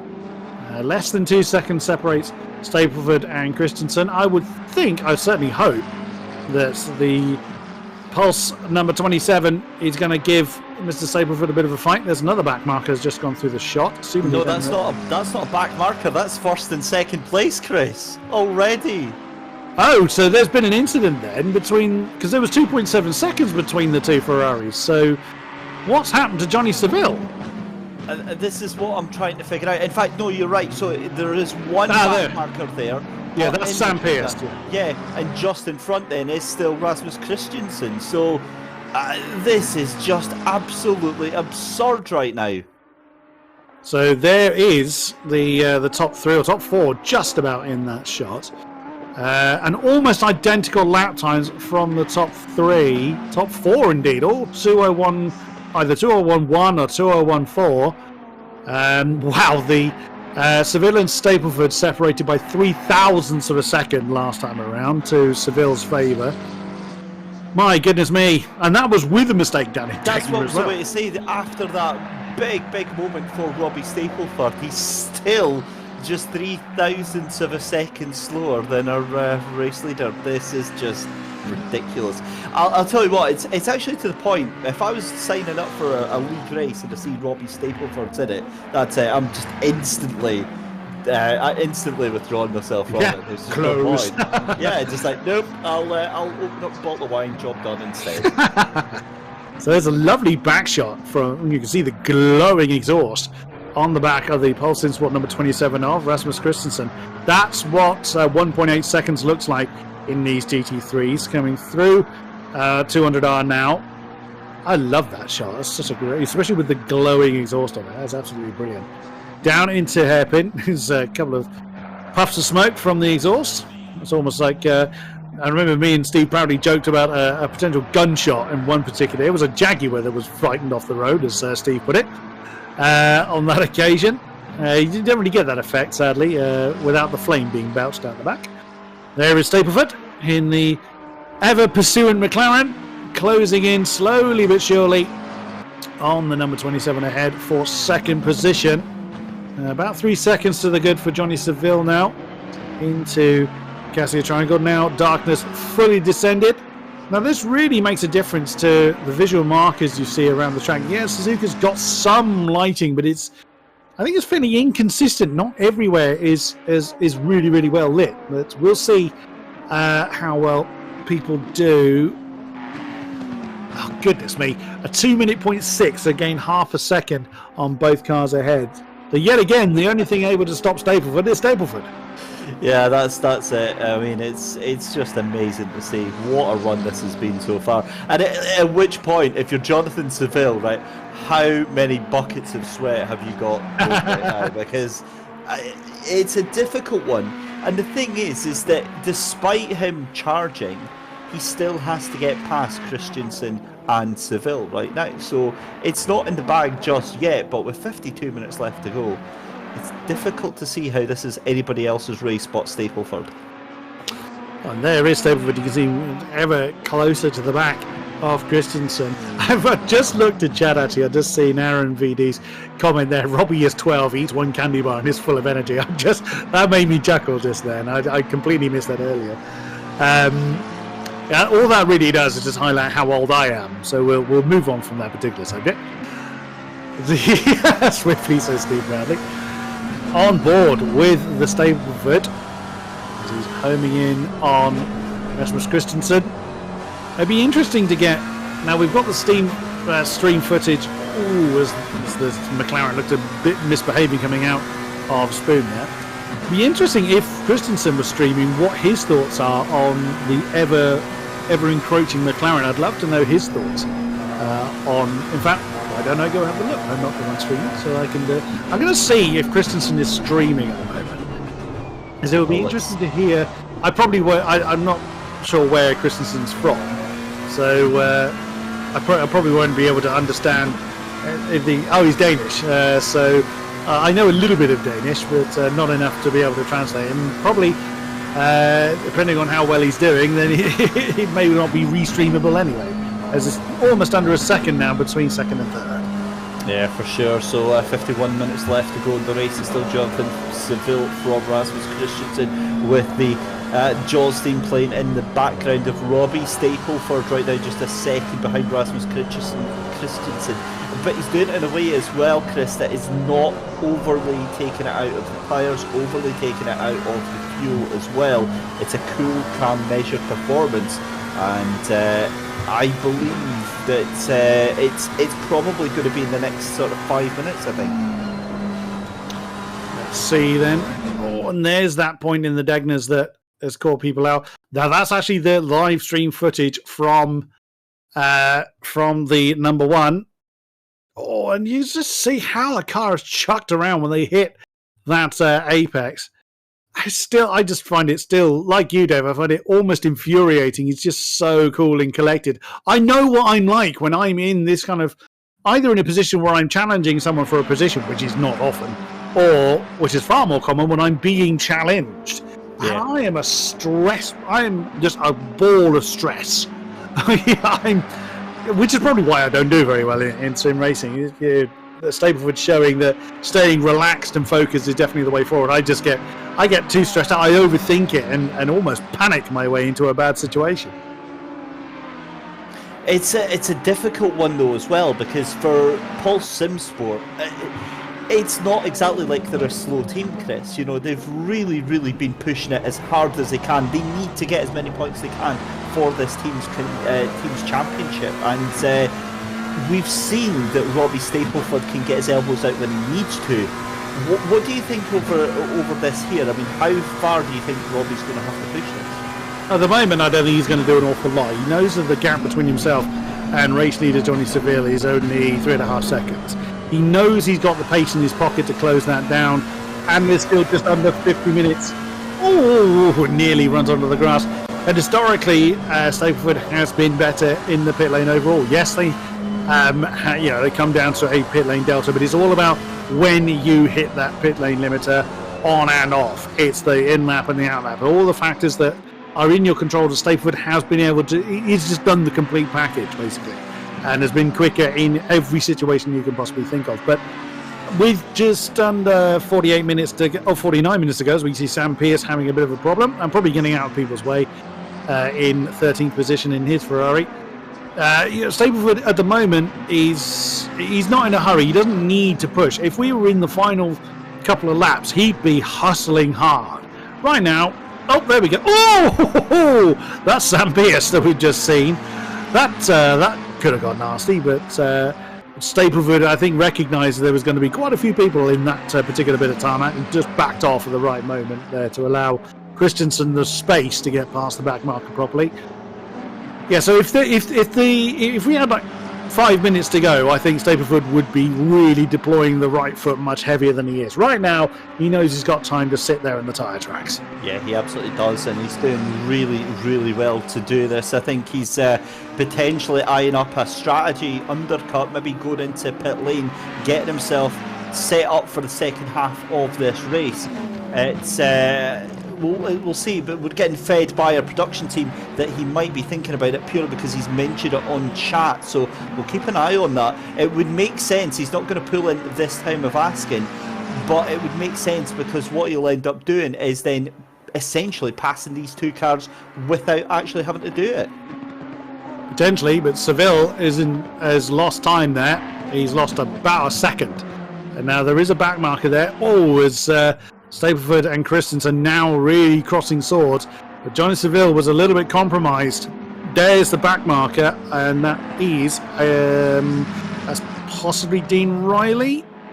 I struggle in the daylight, let alone in the dark. I think that's actually Parker. They've just gone past the number 44, Steve Parker, who's been in the pits as working their way through. So that has cut that lead down by a second. You can see on the tower that was over 3 seconds previously, and it's now under 2. So Seville definitely got caught out with the backmarker. Wasn't doing anything wrong, it was just unlucky timing as far as position was concerned. But now Christensen has really got to play the defensive game if he's going to try and hold Stapleford back, and I really hope he does. As no sign of... see, also Stapleford could throw us an absolute curveball at the moment. He knows that our production team are listening to his stream. He could feed us anything. He could say he's going to turn into a chicken, and we'd probably broadcast it. He knows we're listening to him, so he could absolutely feed us a curveball at the moment. Although, to be fair, confirmed Robbie Stapleford confirms new aero package for 2022.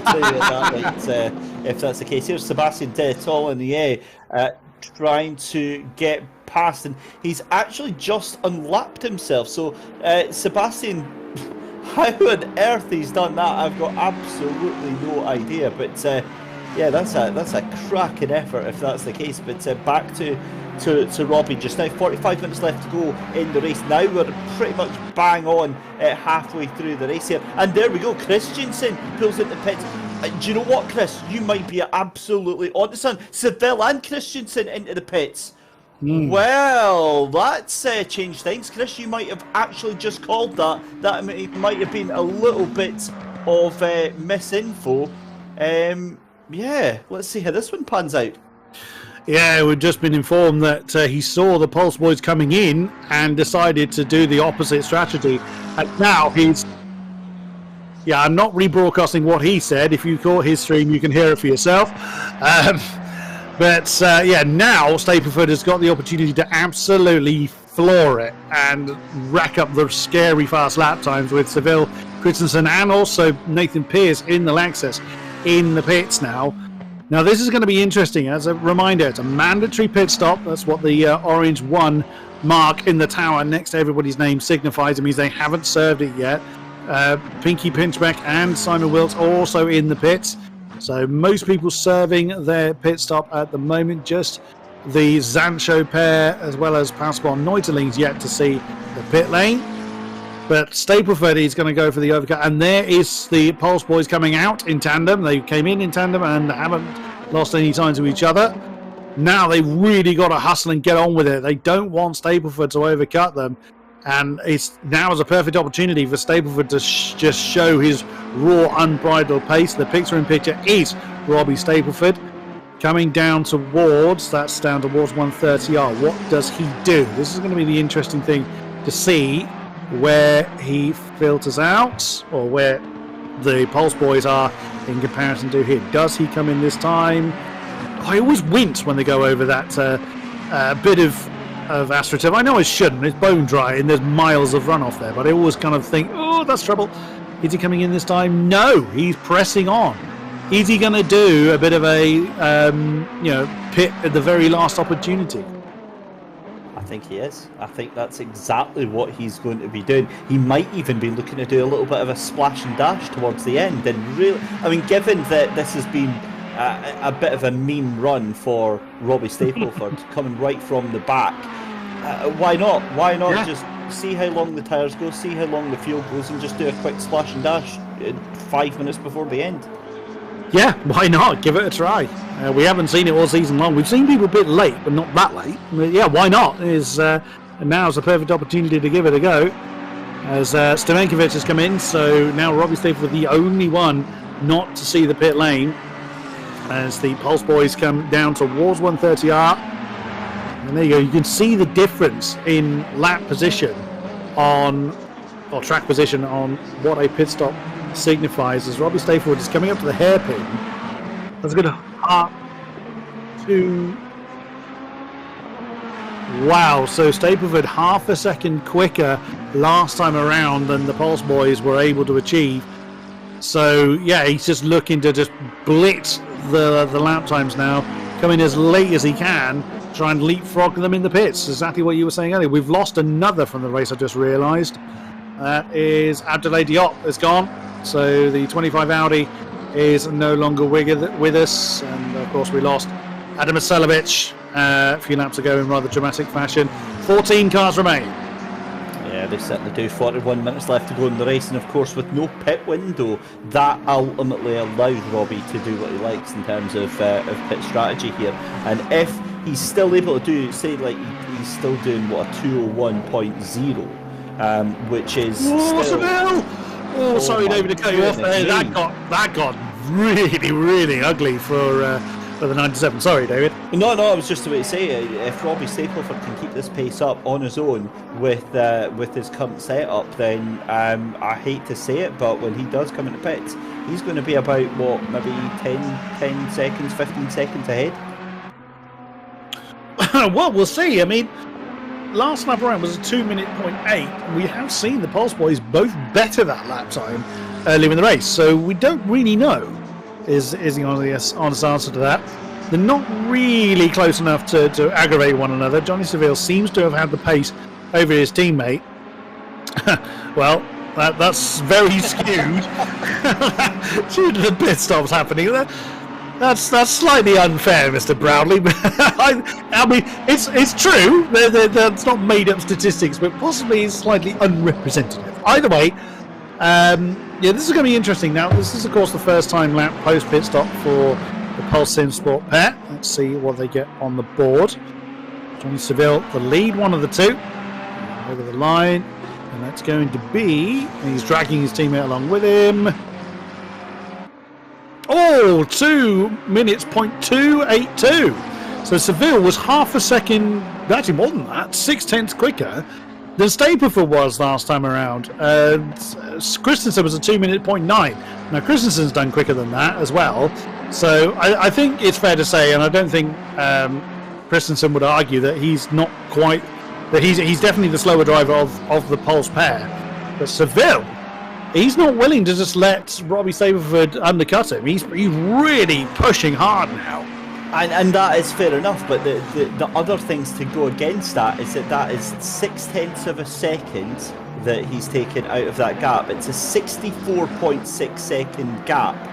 Robbie Stapleford is on track tyres that are 24 laps old, and he's still only 0.6 of a second slower than the car that's chasing him down with the tyres that are fresh, lap one out of the pits.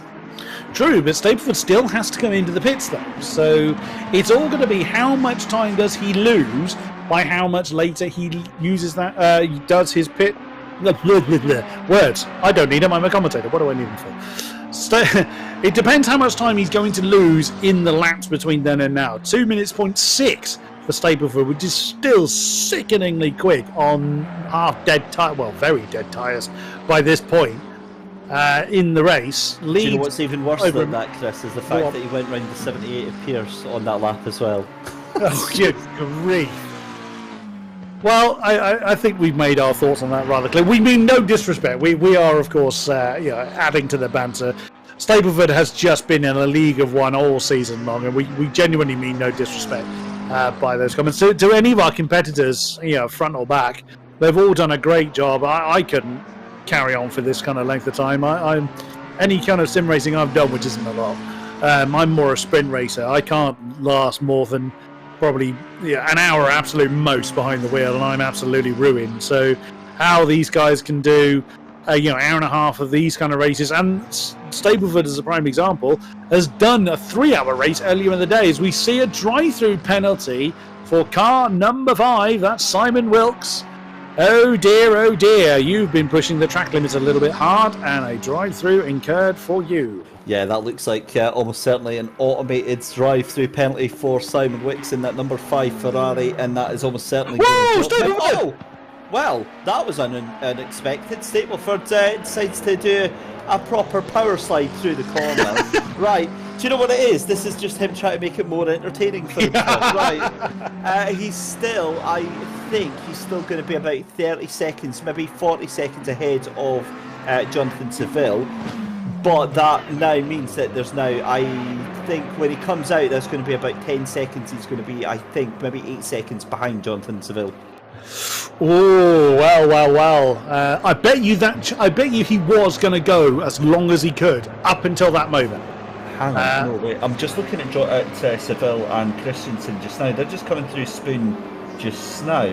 There's no way he can do this. Surely not. There's no way he can get in the pit lane and get back out before they even get through. No, Surely. no. He'll be behind them before his pit stop is done. He'll be behind the pulse pair. I'm pretty sure of it. As a 2-minute point 252 for Seville. That's pretty damn good pace.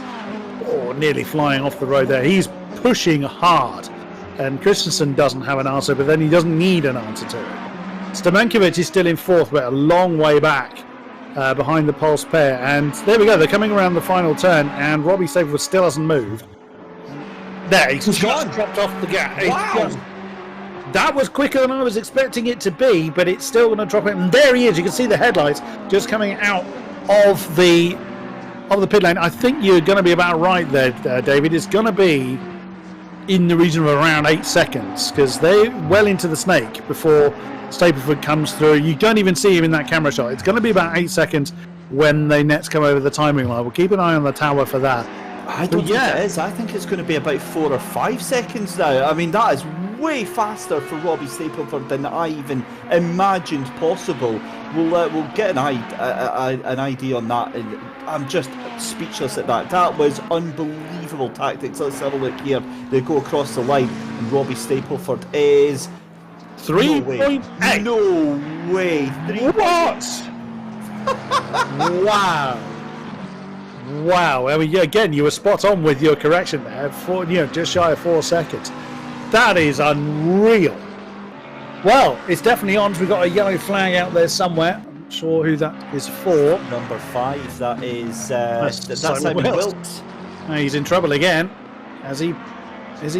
What's he done? Who he's supposed to be? Oh dear, he's disconnected as Steve Browdy can't get hold of him. Yep, he's out. We've lost another from the race. Number 5 has disappeared. So he's driven through the pit lane into the paddock and out the back. So that's. He's opened the bottle of wine. He's way home for the evening, kicking up with the camper van. Wow. I'm keeping an eye now very much on what those lap times are going to look like. 3.6 seconds separate Stapleford and Christensen now. 34 minutes, of this race to go. Now, we were talking earlier about what was Stapleford going to do. Is he going to hang behind Christensen? Back then he was going to. Now, no chance. He is going to hustle and hustle hard. He still wants the all-wins record of this series, championship or not, as we look at Dean Riley on the back of Nathan Pearce, the sole Lexus runner. I want to know where Pinchbeck is, how close he is. 22 seconds, so he has lost time in the pit stop phase. He's going to need some luck to close that one down, unfortunately. Again, a shame because he had such a strong qualifying. Dean Riley, again, you can actually see with this onboard shot just how unsettled that McLaren was coming through the first turn, but he's still pressing on, trying to keep the Lexus company. But it really is game on at the top. Yeah, absolutely. As you can see, Dean Riley, actually, the car just, the exact moment that the traction slips away from the car, the front wheels lose the ability to turn in as hard as they were able to, and he's right on the back end of the 74 Lexus of Nathan Pearce now. This is a cracking little battle we've got going on for 5th and 6th position. Just 0.4 of a second between these two, with almost half an hour left to go. That gap to 2nd, 3rd and 1st position is now 4.5 seconds, so it's still as it was, but Stapleford still just clawing away at that gap. But here comes Dean Riley still on that recovery drive, and Chris, you've got to say, I mean, things could have been so different from Dean Riley starting in that where did he start? Was it not 2nd place, or was it was pole position, wasn't it? Or was it 2nd place that he started? It was front row of the grid anyway, and it's all just gone wrong for him. Yeah, it was on pole he started and he fell off the road, didn't he? He was being hustled by Stapleford. He didn't have a particularly good start and he fell off the road when Robbie Stapleford found him, so a great shame for him, but still on for a decent finish if he can usurp Nathan Pearce. We haven't seen a lot of Nathan Pearce through this season either. I can't remember the last time that'll be why it's the second race. I'm trying to think if we've seen that Lexus before. Yeah, we did. Yeah, it was last time out of Donington, wasn't he? He was 9th. Oh my God! Yeah. 59.4 for Stapleford. Are you kidding me? Are you actually kidding me right now? I wish I were, Mr. Christie, but no. Yet again, the force of Stapleford has been unleashed, and he's closed that gap down to 2.3 seconds. He closed 0.8 of a second on Christensen that last lap alone. My good God! So with him starting from the back, he's denied himself a pole at every session, but he's still keeping an eye on the top spot of the podium. There is Christensen. Just saw there. You can see at the bottom of the shot is Seville, and there at the top of the shot is Stapleford. Just 3.6 seconds at last time check between third and first, with Christensen, I nearly said there. That's muddling up two very different names. Christensen in premature. Yes, thank you, Steve. Christensen is going to be doing what he can to defend against Stapleford. Oh, back marker, get out of the way. It's a really awkward position to catch a back marker. Get out. Get off the gas, get on the grass, do something.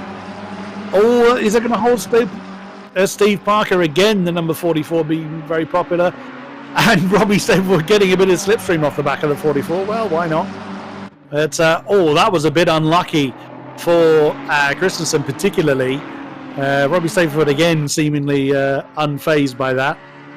Still pressing on. There's Milos Stamenkovic is completely lonely now. He's, 15 odd seconds off the lead, so 12-ish behind. There you go, 12.8 behind the top three, and 10-ish seconds ahead of the PS Riley battle. So he's very much on his own, not able to contribute to, or in a huge way, to Zancho's points effort. Oh my goodness, the top three just 2.5 seconds apart. Amazing performance on display here from not just Robbie, but from Jonathan Seville and Rasmus Christensen as well, being able to hold this pace. And for Seville and Christensen, right, they honestly must be looking at this and going, please go away, stop this, we got rid of you before, leave us alone, we're just trying to race here.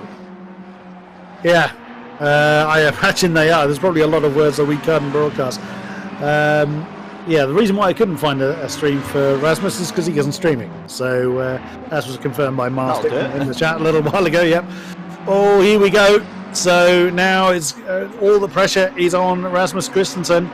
Obviously, Stapleford, essentially can do no wrong at this point. Even if he spins, he's going to be in the same championship position at the end of it. Can he cut? Oh no, he can't cut underneath the Pulse Ferrari coming through the hairpin.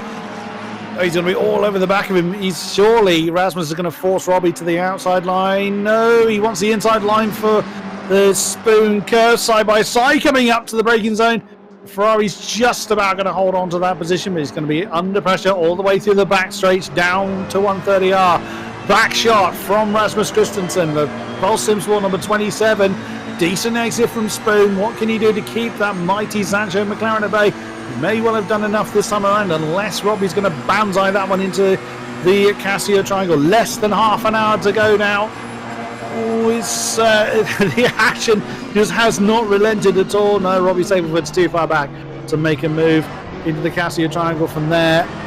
Oh, the Sancho McLaren's had a better run through the Casio Triangle, and there he goes. Oh, is the door being closed now? It's close. Oh, who's going to be last on the late breakers here? As Christensen's got the racing line, the Sancho McLaren. No, he has to back out of it. Oh, real faith, nor does he know. Good Lord.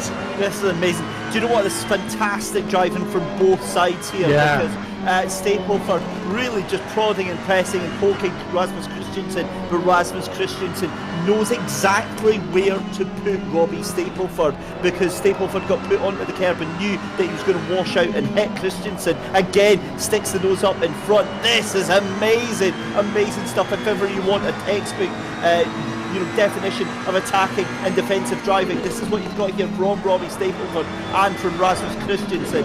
This is amazing stuff here with 27 minutes left to go, and the two of them falling off a cliff from the back of Jonathan Seville. So right now Seville's like, yes, let the evil flow through you. Oh, Oh, as the door was just slightly open there for Seville, for Stapleford rather, but he's now going to be forced to the outside line coming through 200R, and Christensen remains in that second position. They both kept their cool there. There would have been an easy time to panic. Oh, that's a big move from Stapleford. Can he hold it? No, he's gone off the road. But he remains in the... Wow, my goodness me. Really? He's going to maintain that position? That's quite naughty from Stapleford, actually, because he went I think he went off the track to gain or to maintain that advantage. I think that'll be getting looked at. I mean, look, it was likely to have happened anyway, but that's... production saying that he's got to give that position back.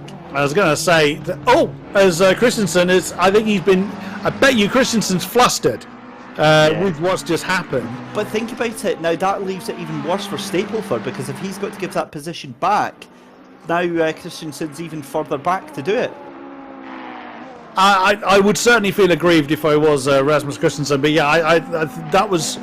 I really don't think that Stapleford was intending to go that far wide, but I'm surprised he's not given that one back sooner. It doesn't look like he's in a hurry to either. That gap between second and third is growing. Stapleford is pressing on. He's going to be in trouble if he doesn't relinquish that position. If he does it now, he's got time to close Johnny Seville back down again. Do you think he's just like, he doesn't care anymore? He's just like in the last round. It's like the last day of school, isn't it? You just don't care anymore. Maybe. I mean, I don't know is the honest answer to that. Well, we'll see what happens. He's continuing to press on and pull away from Rasmus Christensen. We'll see what the outcome of that is. I'm a little surprised. I'm fully with you on that one, David. He should really have given that one back as soon as he returned to track. But he's clearly got other ideas on that. As we switch to Dean Riley, still hustling Nathan Pearce for 5th position. The Lexus and the McLaren still locked in battle, and the Lexus not willing to let that top 5 position go at the moment. So great battle for potentially the lead later on, and also this 5th position rages on. It really does, and what a race we've been spoiled with for this final race. And the thing is that this is even better, because when you think about it, right, championship-wise, the drivers don't have anything to fight for us. We've got another yellow flag as Pearce off at this corner, the right-hander, that's Casio Triangle, gets going again. I feel so bad for Sam Pearce. He's just had the most horrific night. But back to what I was saying, championship-wise, the drivers don't have anything to fight for themselves. It's all about the team's championship, and yet here we are. We've still got 16 cars taken to the track and 16 cars, battling furiously. Yes, we've lost a couple during the race, but what a fantastic sight for the final round of the championship. Yet again, Suzuka not disappointing in the spectacle it's giving us, as over the line again is Pearce and Riley, continuing their scrap for 5th position and keeping a very close eye on the gaps up front. The lap time still in Stapleford's favour, but not by much. 2:05 for the McLaren, 2:08 and 2:07 for the Ferraris. So not a huge difference, but still not willing to swap that position round. Stapleford pressing on, and now under 3 seconds between himself and Johnny Seville, so he's still gunning for that top spot. Dean Riley still, what's their lap time's been? 2:01.2 for Riley, 2:01.3 for Pearce, so still very good pace despite their again, I always wince every time they use all the available track, because they are just pixels away from disaster. We've seen issues go on down there at the Degners. That's what the lap differences have been like.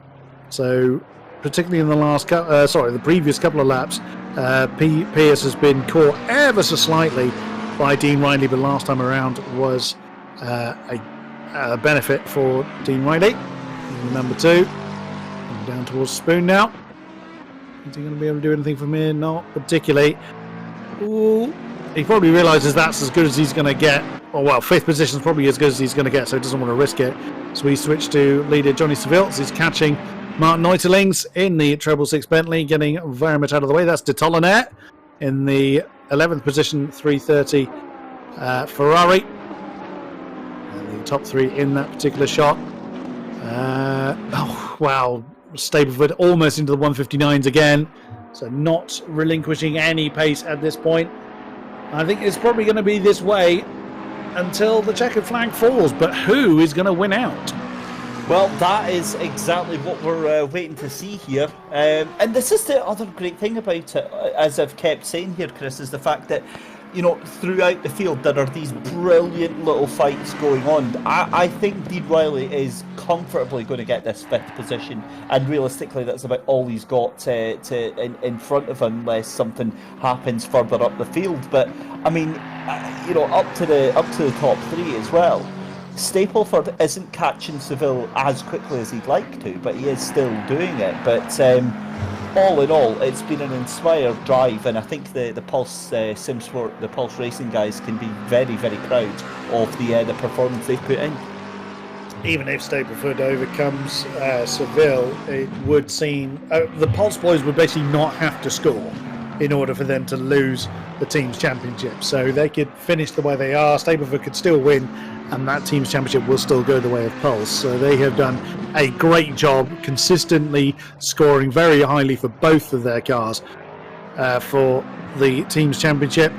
Slightly less consistent for Zancho, more for Stamenkovic, and again, I mean no disrespect to the number 12, but he's just not been able to quite keep the monstrous pace, but then no mere mortal can keep the monstrous pace of the number 1. Who's caused a yellow? It's Sam Pearce again. I think he's getting out of the way. I think, yeah, like you say, he had such a bad night. He's not bothered at how much time he loses now. Oh yes, Sam Pearce is our female contingent. I beg your pardon. Yes, I'd forgotten that. So yes, he's just. Oh, let's just hit the wall. That was Neuterlings. Martin Neuterlings just bounced off the wall. Okay, that was. That's not. Yeah, that's not how you enter the pit lane, Mark. That's not how you enter pit lane, and also it's way after Casio Triangle and that right-hander. So unless he's tried to catch the mother of all slides out of that final corner, I have got no idea what just happened there.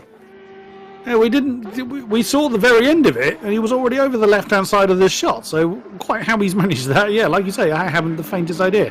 So we jump back to this battle for 5th position. That is not Pinchbeck directly behind them. That is, I'm not sure who there was actually in the car behind that. Might be Sam Pearce actually that's in the car behind. Oh, so he caught some grass on the outside line and ended up spinning himself. Oh, and there he goes again. Oh dear. So, and that is another one out. So that's the treble six. So disaster has, the number of the beast has struck. Martin Neuterlings is out. Yeah, that is very, very unfortunate. It's a battle of attrition here as Dean Riley makes a look up the inside there, but thinks better of it. And with 20 minutes left to go, Chris, I'm hoping we get 10 cars to finish this race. Well, it's going that way, isn't it? As we're very late into the game time now, as you can see. 10 o'clock is the in-game time, so the track temperature is very, very low compared to what they would normally race on. 1.2 seconds up top now between Seville and Stapleford.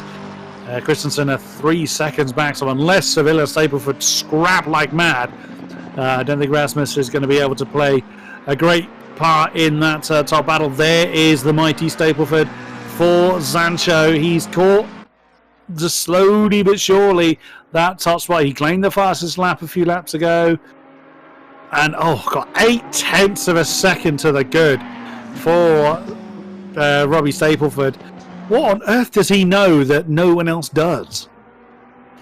Witchcraft, voodoo, black magic, pick any of the above. Yeah. Look, he's just insanely talented, and we're very privileged to have a driver of his calibre taking part in this championship. 17 minutes left to go, and again, Jonathan Seville is going to make him absolutely work for this one, because we haven't seen an overtaking attempt for the lead on track, because of course it all went down into the pits here. So Seville if he can do what Christensen did, he might be able to hold off for a couple of laps here. And there's nothing that is guaranteeing Stapleford the win here. Seville might be able to force a mistake from him, and we've seen a mistake from Stapleford tonight. That we have, a very, very rare sight indeed to see Stapleford put a foot wrong. And you've got to think he lost, what do we think, about 3 or 4 seconds in that, and he's 8/10 off the top spot. Now, of course, the stewards may investigate that incident post-race between himself and Christensen. That's up to the stewards. That's not anything we're going to get into debate about. As Sam Pearce has brought her car in again, her race getting ever worse. A great shame for her. She's probably going to park that one. Wouldn't blame her either. She gave it a good go, but Suzuka has been very unkind to her. Look at that, half a second between the top two. Now Ferrari versus McLaren, Seville versus Stapleford. Now these two have crossed swords many, many times. It's not usually the number 1 behind the number 97. Surely this is an opportunity coming down into turn 1. What can Seville do to keep the McLaren behind him? Well, again, he's keeping a defensive posture there, not in a hurry to return to the racing line, to keep the option to defend the inside line to turn 1. Stapleford doesn't go for it this time. It is now game on with 16 minutes to go. Yep, here we go then. This is what it all counts for. This is the pressure and the harassment going on from Robbie Stapleford onto the back of Jonathan Seville. Seville, again, just placing the car exactly where it needs to be. And you get the feeling, Chris, that it's going to be a little bit of a lunge from Stapleford, as we saw with Christensen, maybe to try and psych out Jonathan Seville here. And again, just look at how close he's getting to that car. Oh, wow. We've seen this several times, a move through Dunlop, but oh my goodness me. Started and Dunlop. Now that one looked close but legitimate, I would say, unlike the move we saw on Christensen earlier on. Oh, he felt the need to defend, though, on the inside line of hairpin. But my goodness me, how the hell did Stapleford pull that off? Outside of Dunlop to the outside of Degner 1 to get the pass done. That's a man that's got big cojones. Yes, that is definitely the case there. A fantastic effort there from Robbie Stapleford to get him around the outside and then pull it straight back into the inside. And from what I can hear from our production team, Robbie's trying to make out that was planned all along. Really? Okay. I remain on the fence on that one, if I'm honest. But I mean, if it was planned, then that's a ballsy move to plan. If it wasn't planned, it's an exceedingly ballsy move to pull off on the fly. So either way, it was very, very impressive. But Johnny Seville, his heart must have just sank when that Sancho McLaren worked his way past. He's still, of course, in close contention, just 0.6 of a second between them, but I can't see how Seville's going to have an answer to that. I think you're absolutely right there. I don't see there being an answer. That gap is very quickly going to go over a second, and when it does, Stapleford's just going to be absolutely away. However, again, remember that was when we saw the mistake from Stapleford when he was on his own, as Dean Riley has a bit of a moment. So that surety, that certainty that I had of him getting past Pearson at 74 Lexus, that's kind of gone down the drain now. That's one for you, Mr. Christie. I've done plenty. I've done plenty of commentator curses tonight. It's about time you had a go. Dave Hedges looks a little bit uncomfortable for him, that Audi, at the moment. It's still pressing on. 13 and a bit minutes remaining of this race. There's Pinky, rather. Well, he's probably been called Pinchy, or probably been called worse. In the golf-coloured Aston. He's now 20 seconds behind Dean Riley. Well, I don't know if he's still 20 seconds behind Dean Riley. Of course, with that moment that the number 2 has had, they're still pressing on. Quite a very lonely race for him, with Passeponts. Oh, wow, quite a way back. The treble 4. I'm actually trying to find him on the map. Oh, there he is. He's just coming up to 130R. So there's a huge gap. Oh, Dean Riley! A drive-through for car number 2. Well, that's going to give Mr. Pinchbeck something to chase for. Yeah, it really is, and you know exactly what that's for. That'll be for track limits right towards the end there, and yeah, you absolutely hate to see it. You really, really do. But it is what it is. It's done, and he has to just kind of consolidate the what he can try and get out of this. If he finishes in the top 9, I think he'll be fairly happy. Well, he's certainly guaranteed top 12. Well, we'll maybe just hold on to that one. Stranger things have happened here. Stranger things have happened. That is absolutely true. Yeah. There is Jonathan Seville just watching that gap increase yet again out of his control. He's pressed on. He's done what he could.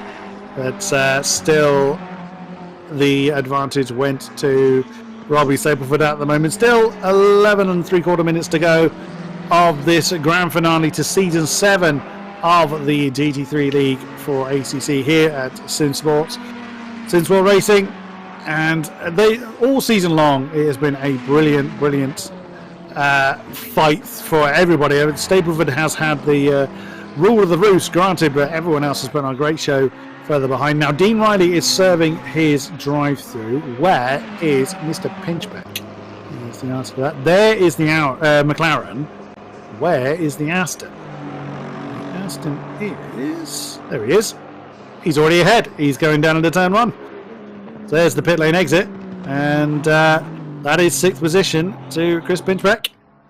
I think he's maybe a little optimistic for him to chase off after Nathan Pearce. But, well, if the Lexus is found in the dust, then that'll be an obvious gain for the Aston. A good run for Chris to get back up. I think 6th was where he qualified. It was certainly in that region. So back up to where he qualified, if nothing else. Still what might have been for the Aston Martin.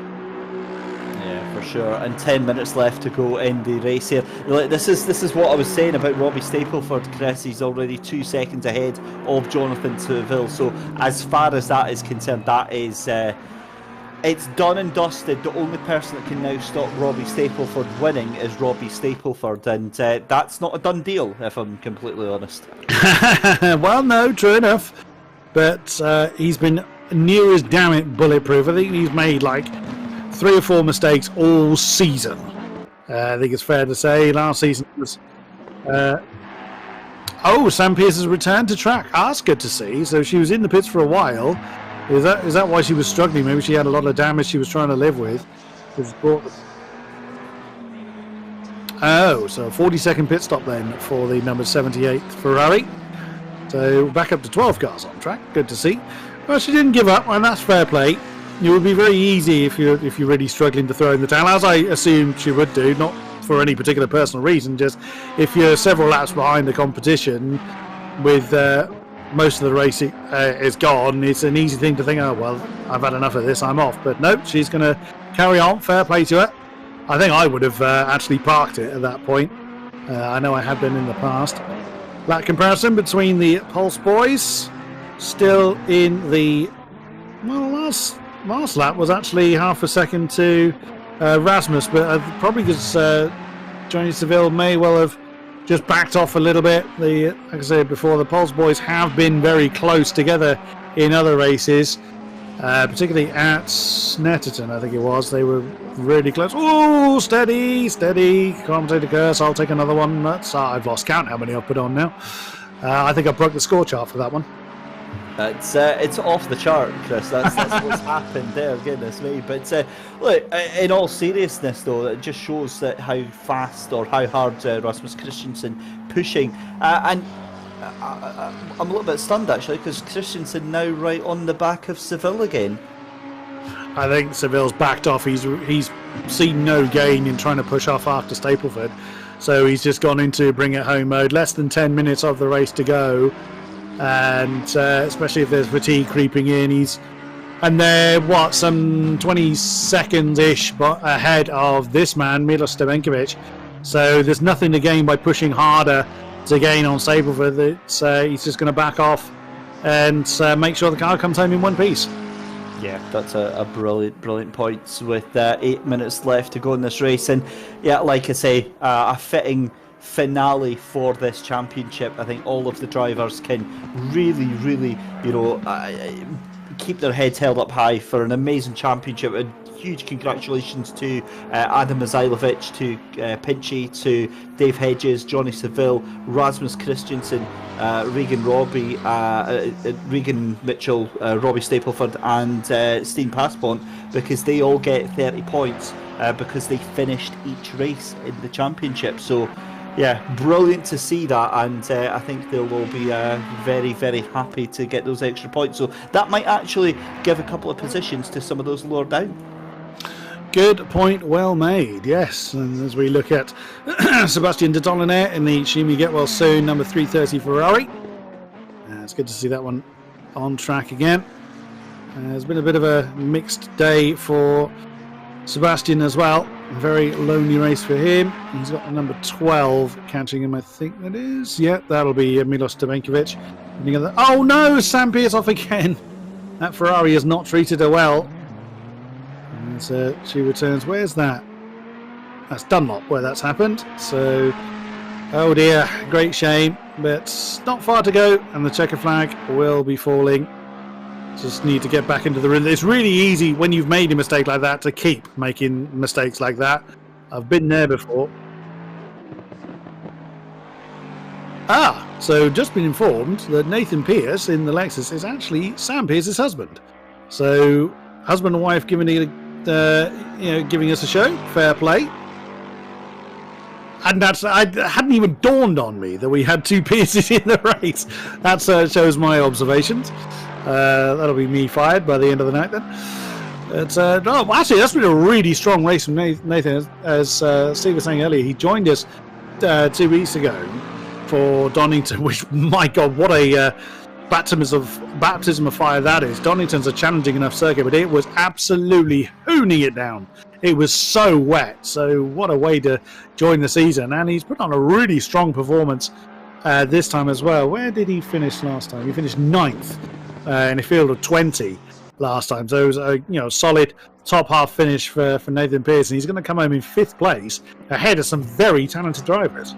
Yeah, and that is, as you say, a baptism of fire, but what a brilliant way to earn your stripes this early on in the championship. And again, for Sam Pierce, the one thing that she can take away from races like tonight is that, you take away all of that data, you learn so much from spinning, from having accidents, all that sort of stuff. And every single one of these drivers, every single one of them has been at the stage where Sam is just now, where you have a bad night, you have a bad race, and things are just not going your way, and they've all bounced back. And that's exactly what Sam Pierce is going to do next season as well.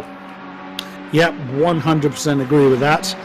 As we see the Pulse cars together again, Johnny Seville in 2nd, Rasmus Christensen 3rd, as they were last time, as they have been repeatedly. They've been close to each other on pace, but I think Seville has just backed off the pace in this closing stage. I mean, that's not to say that Christensen's been slow. I mean, the last lap around was a 2:06, was storming pace. So it's a case, they both adjusted their pace a bit. Christensen sped up as well as Seville's just backed off a little bit. Oh wow, yes, has just been pointed out to us that Christensen's actually the fastest man out there at the moment, lapping quicker than our race leader Stapleford, but he's the number 1 McLaren is 4 seconds down the road with less than 4 minutes to go, so I don't think the champion's going to have too much to worry about unless the stewards decide to have a word with him. Maybe that's why, if Stapleford is needing to push on and to build up a time gap, then that's one thing, but he's backed his pace off as well. He's not wanting to end up in the wall unless he's got a tricky back marker ahead of him. He might do, unless that's the 44 I can see on the map. Oh, I saw Christensen bounce off that apex again. That apex down at Degner 1 has been a little bit vicious tonight. Yeah, it's really not had it, and this is interesting to me because I think Christensen's going to fancy having a wee shot at this, having a little fight. And how far do you think these two are willing to push it? Good question. They're 22 seconds ahead of Milos Devenkovic. I hope they give it an absolute go. This will be brilliant to see. Yes! I think that's the... Who is that just come past? I can't see the number on the tracker. I'm looking at the track map to see who they've just come past. Not entirely certain, but that was a little bit close. Oh, yeah, I think you're right. Christensen's thinking about it. And if Seville was going to let him go, that would have been a perfect time to do it. I think we're on for a fight here. Yeah, this is getting a bit fighty and a bit interesting. Goodness me. Because quite honestly, Rasmus Christensen has the run out of Casio Triangle down through. This is going to be the penultimate lap then, as Stapleford's already there. They're surely going to go side by side. They do across the start-finish line. Christensen is going to have the inside line into turn 1. Don't hit each other, boys. Get it done. Let it happen. Oh, this is starting to get a bit scary. Oh, and that was Seville going very, very wide. Yeah, I wonder whether either Seville's hit something or maybe he's just kind of run out of energy. He's kind of exhausted and starting to take over because he wasn't willing just to let it go, but it was really, really late turning into that. And his pace for the last few laps has really not been there. So I think Seville is just like, yeah, I would have wanted to fight that, but I think I'm just going to let that one go. But that was a great run from Christensen. And I'm reckoning that the number 27 is just going to run away now from his teammate. But even still, they've put on a great show, and Pulse will come away with the team championship, assuming that I haven't just cursed them. Hopefully that we won't find them both into the gravel trap. Zancho would like that, but Pulse have, they've just done, again, it's a very brilliant team effort for them. It's not that Zancho haven't tried, just to make of it, just hasn't had the consistency needed to really keep Zancho on the top spot. But yeah, we've said it time and again. I mean, how else can you describe this? Robbie Stapleford's performance has just been world class. He's still he's almost asleep. He's just chilled and laid back. That's all it is. But 43 seconds left to go. That will. Ooh, now let's see how this is going to go, because this might be the final lap. Then, depending on how he does it, we've seen other drivers decide to completely stop, and of course, 15 seconds left to go. He's 3.6 seconds up now. He's going to have to complete this lap, unfortunately. So he's going to start penultimate lap here. Is he going to stop? No, he's not going to stop. I panicked there just thinking. So we're on to the last lap here then. What a race it's been. Not just for Robbie Stapleford, but for Christensen and Seville as well. True enough. The lead's actually come down in that lap, would you believe? But I don't think Robbie Stapleford's going to feel an awful lot of pressure at this stage, unless he decides.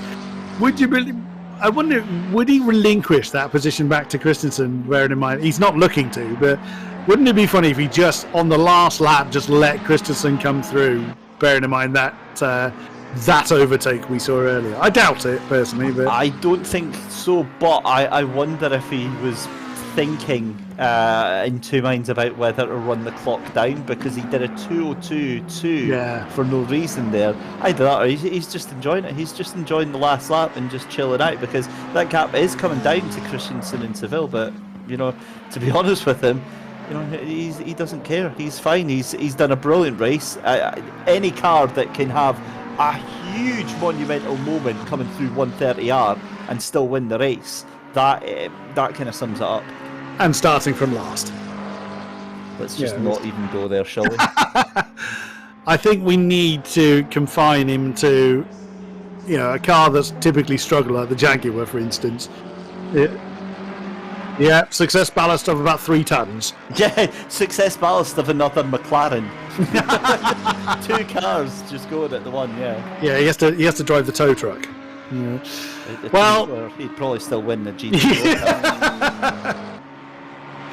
Well, we've said this numerous times in the season. We've said it every time, indeed, and we're going to be saying it again. Through the final turns, the checkered flag awaits. Championship may well have been sealed, but every win of the season goes to the Zancho Simsport number 1 of Robbie Stapleford, chased home by the Pulse Simsport pair of Rasmus Christensen and Johnny Seville, taking second and third. There it is, the confirmed champion. He looks even younger in that picture. I'm even more disgusted. But Robbie Stapleford, absolutely fair play. Well done to you, representing Zancho Simsport. Milos Stamenkovic is going to take 4th position in the number 12 McLaren. And he's not even celebrating. He's just like, yeah, I'm used to this. But I mean, you can't fault him. He's done so well. But also congratulations to the Pulse pair. They will be taking home the team championship as well. Yet again, coming home, formation flying for the 27 and 97. Stamenkovic was fourth, and the Lexus of Nathan Pearce coming home in fifth position. Pinky Pinchback is going to claim sixth place with Stein Passbon 7. Dean Riley in seventh, I beg your pardon, and Stein Passbon 8. Dave Hedges 9. Sebastian Tetonaner in 10th. Steve Parker 11. And Sam Pearce soldiering on to take the last spot of the night. Wow. David Christie, what are your thoughts towards that? Right, well, first off, I mean, we have to say about Robbie Stapleford starting at the back of the grid, coming all the way through to win the race and comfortably win the race. Let's not make any bones about it. I mean, yeah, the bar has been raised this season. The driver's going to have to put a lot of work in over the off season to get on this level. He's not infallible, but again, a wonderful display.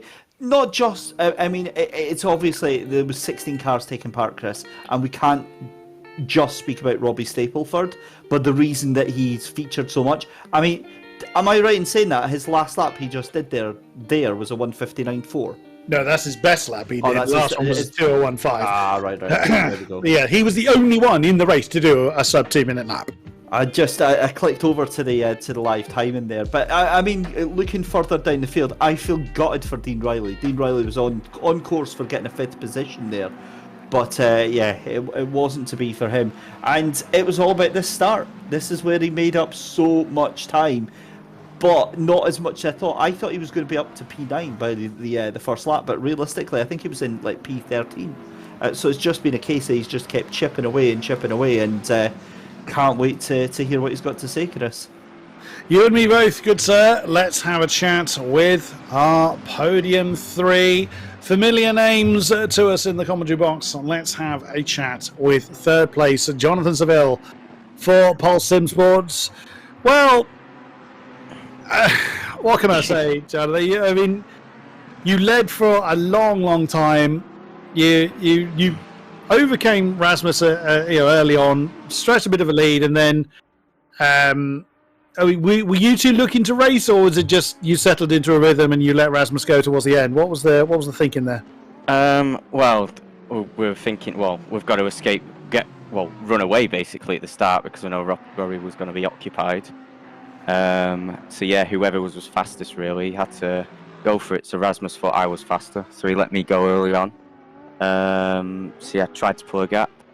Had 2 incidents during that race to give me damage. That really didn't help in the second stint because I decided not to repair it because I thought I'm going to have to get as much of a gap as I can because I thought there's no chance if Robbie overtook me in the pits, so I thought got to risk it with the damage. So yeah, very difficult in the second stint. I see, because I mean we've been just scratching our heads on how on earth from starting last, and Robbie was sideways at 130R at one point and still managed to come home at the top. I mean, no disrespect, men. I mean, Pulse Simsport, congratulations for coming home with the team championship as well. You and Rasmus have been a pretty formidable pair. That's at least a consolation for you, surely. Yeah. I don't know. Yeah, it's great that we've been up there together quite consistently. Yeah, I don't know. I'm a bit disappointed I've not got a win. Yeah, I can understand that. Yeah, but... Well, someone's been a bit greedy with the silverware, haven't they? He is. I think we should share some of it out, to be honest. Will we see you back next season, Mr. Seville? We will, but not in a Ferrari. Fair enough. Well, hey, it's been a great pleasure to commentate on yours and Rasmus's progress. And Rasmus has left the box for some reason. Maybe he's got a technical issue. But congratulations to Pulse Simsport for the Teams Championship. And well done to you. Thank you very much. Jonathan Seville. Thank you. Well, Mr. Stapleford, We joked last time out, didn't we, about last the first? You only went and blooming did it. My word. I mean, firstly, I will say congratulations on the championship. And again, I mean no disrespect by not screaming from the rooftops, but you've just been a force of one all season long. It's absolutely incredible to see. Yeah, the season's been great. It's really good racing these guys, especially Jonathan and Dean and Rasmussen's just came this season, and yeah, it's been great racing on. I've had pretty much fun every round, and this round was amazing coming from the back. I probably need to do it more often, to be fair.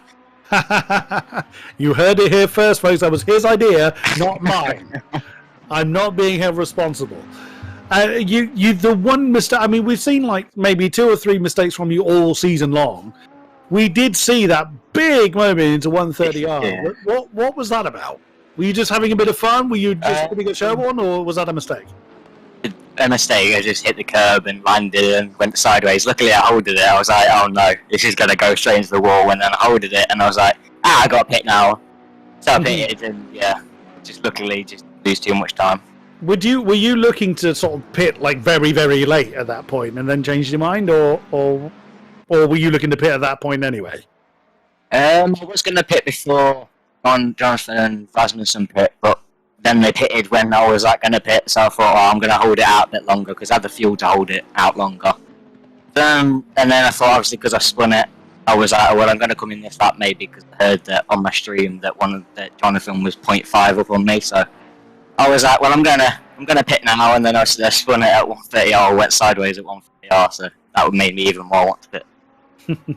Fair play. Well, congratulations again on defending your championship. Will we see you back next season? Yes, we will.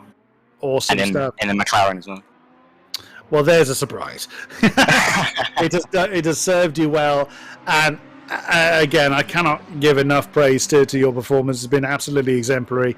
Congratulations on the championship again, and thank you very much, Robbie Stapleford. Thanks, Chris. Well done, Jonathan. Well done, Rasmus. We have got Rasmus Christensen back with us. Rasmus, can you hear us? Yes. Well, again, the Pulse Simsport boys together on track. Looked like you had a really strong pace early on. You let Jonathan go, it looked like, and then you decided to have an argument towards the closing stages of the race, it looked like. Talk us through it from your side. I felt like my pace in the beginning was really, really bad, because everything for me just felt kind of, I don't know, sloppy. I don't know. Everything just felt kind of wrong and weird. But, so I spoke with Johnny, and he said, I'd asked him if he had better pace, and he said yes, and then I let him go, because I felt like my pace was so bad. But, my pace just got better throughout the race, and in the end I had a bit extra speed in me, and I just got him at the end now. I love the fact that you say your pace was bad and sloppy, yet you were still third.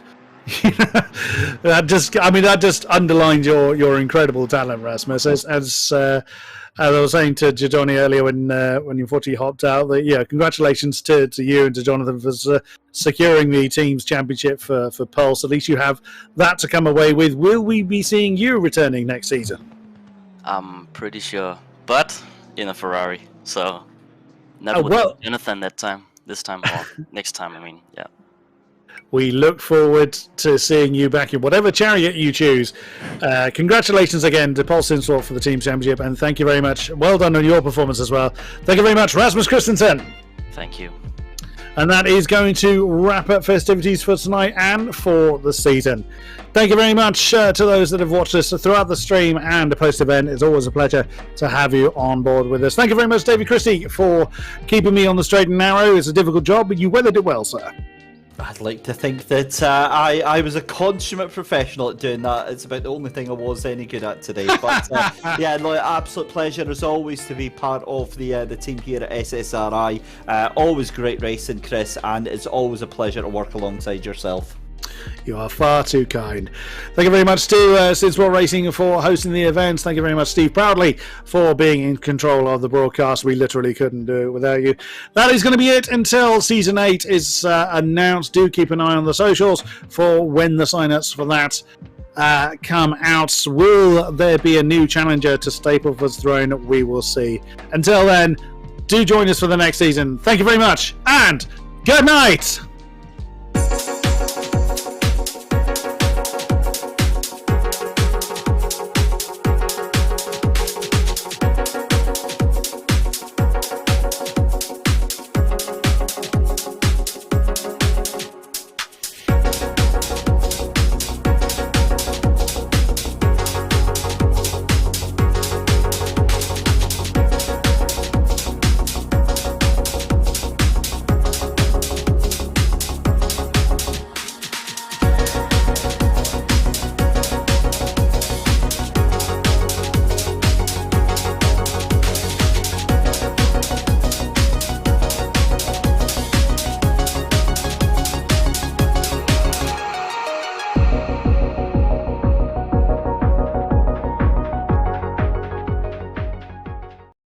Night, and yeah, I'm going to go and have a little glass of wine.